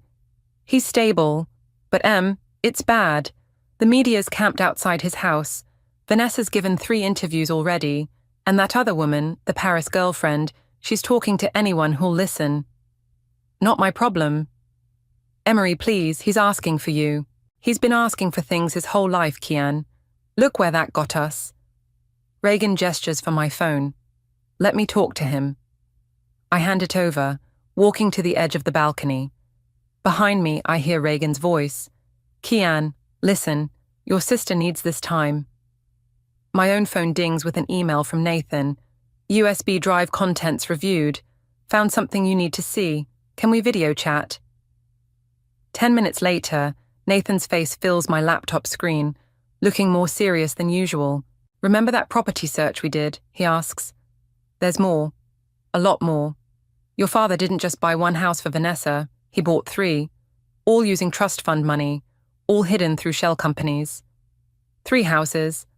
And that's not all. I found transfers to offshore accounts, regular payments to multiple women, even a secret family in... Stop, I cut him off. I don't want to know anymore. Emery, as your lawyer, I have to tell you, this goes beyond personal drama. We're looking at serious financial fraud. Reagan sits beside me, squeezing my hand. What does this mean for Emery? It means, Nathan says, that the trust fund freeze was just the beginning. The SEC is involved now. There will be investigations, possibly criminal charges. My phone buzzes again, my mother this time. Have you seen the news? She asks when I answer. Which part? Your father's girlfriend, the Paris one, she's pregnant. The world tilts sideways. Reagan grabs my phone as it slips from my hand.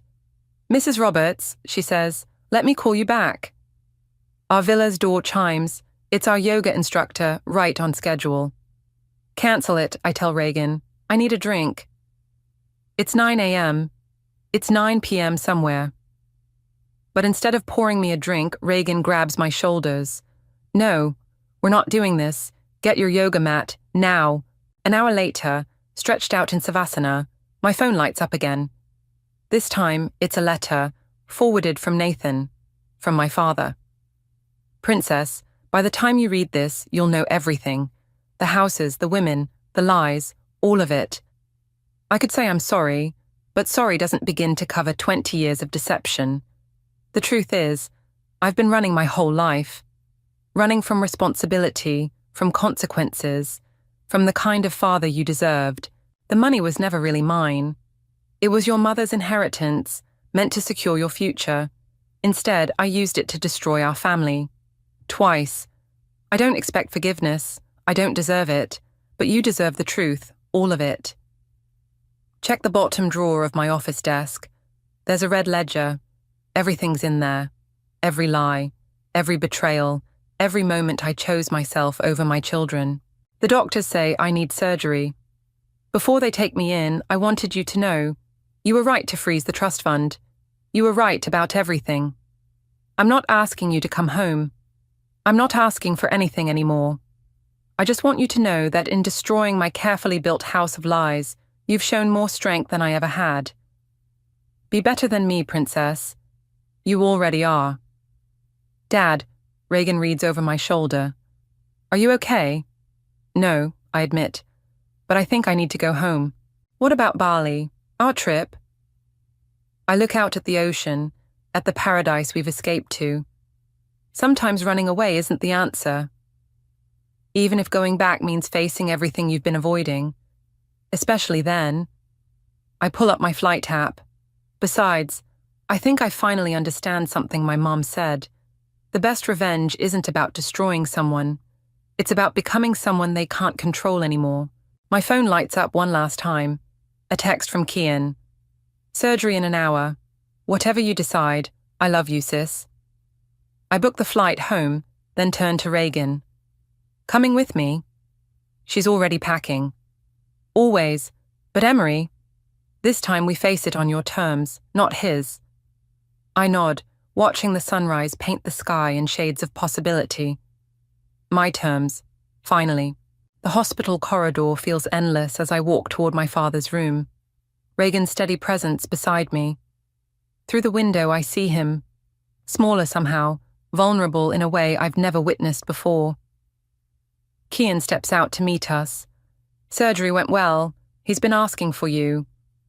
I got his letter, I say. I know. I helped him write it. Kian runs a hand through his disheveled hair. The red ledger. I found it. It's worse than we thought, Em. How much worse?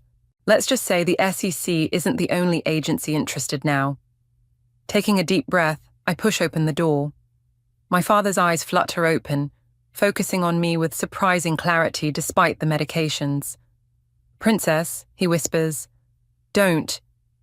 I hold up my hand. That name doesn't work anymore. He nods weakly. I know. I read about myself in the papers. Quite the villain, apparently. Did you read Vanessa's interviews?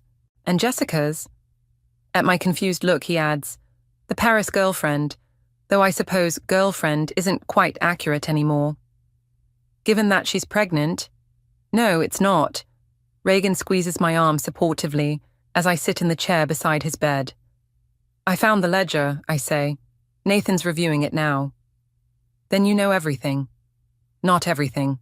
I need to hear it from you. Why? Why destroy our family not once but twice?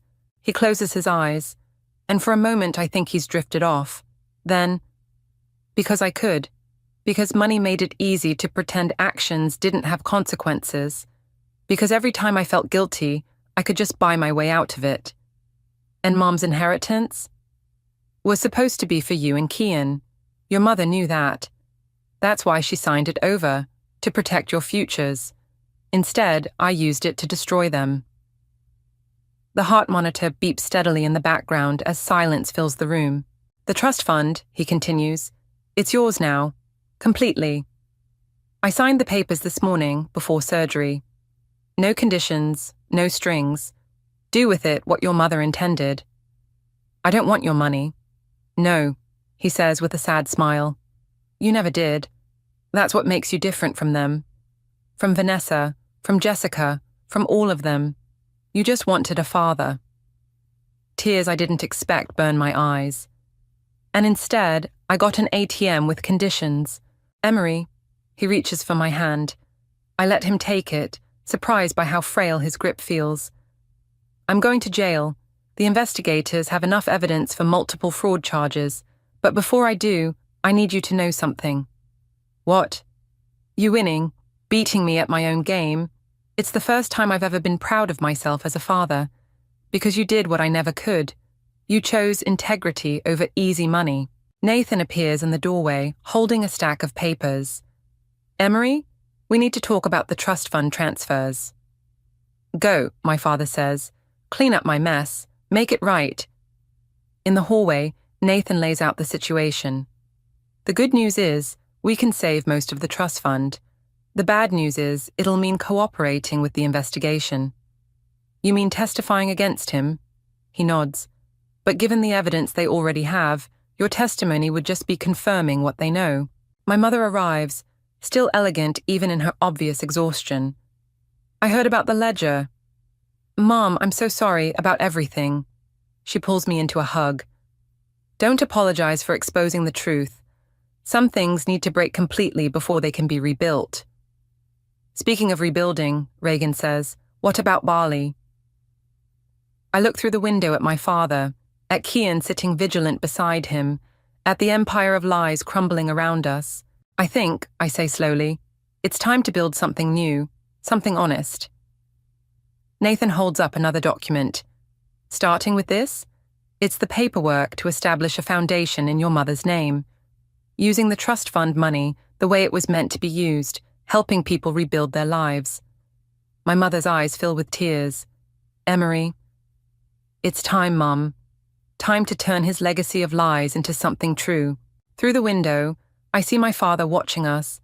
He nods once, understanding passing between us. Not forgiveness, not yet, maybe not ever, but understanding. Ready? Reagan asks, linking her arm through mine. Yeah, I say, turning away from the window. Ready to write a new story. One without trust funds or conditions or fake princesses. Just you, my mother says proudly. Just exactly who you were always meant to be. Walking out of the hospital, I delete the last block number from my phone. The sun breaks through Seattle's clouds, and for the first time in weeks, I feel light, free. Not because I won, not because he lost, but because finally, after all these years, I found something money can't buy and lies can't break, my own truth, and that's worth more than any trust fund.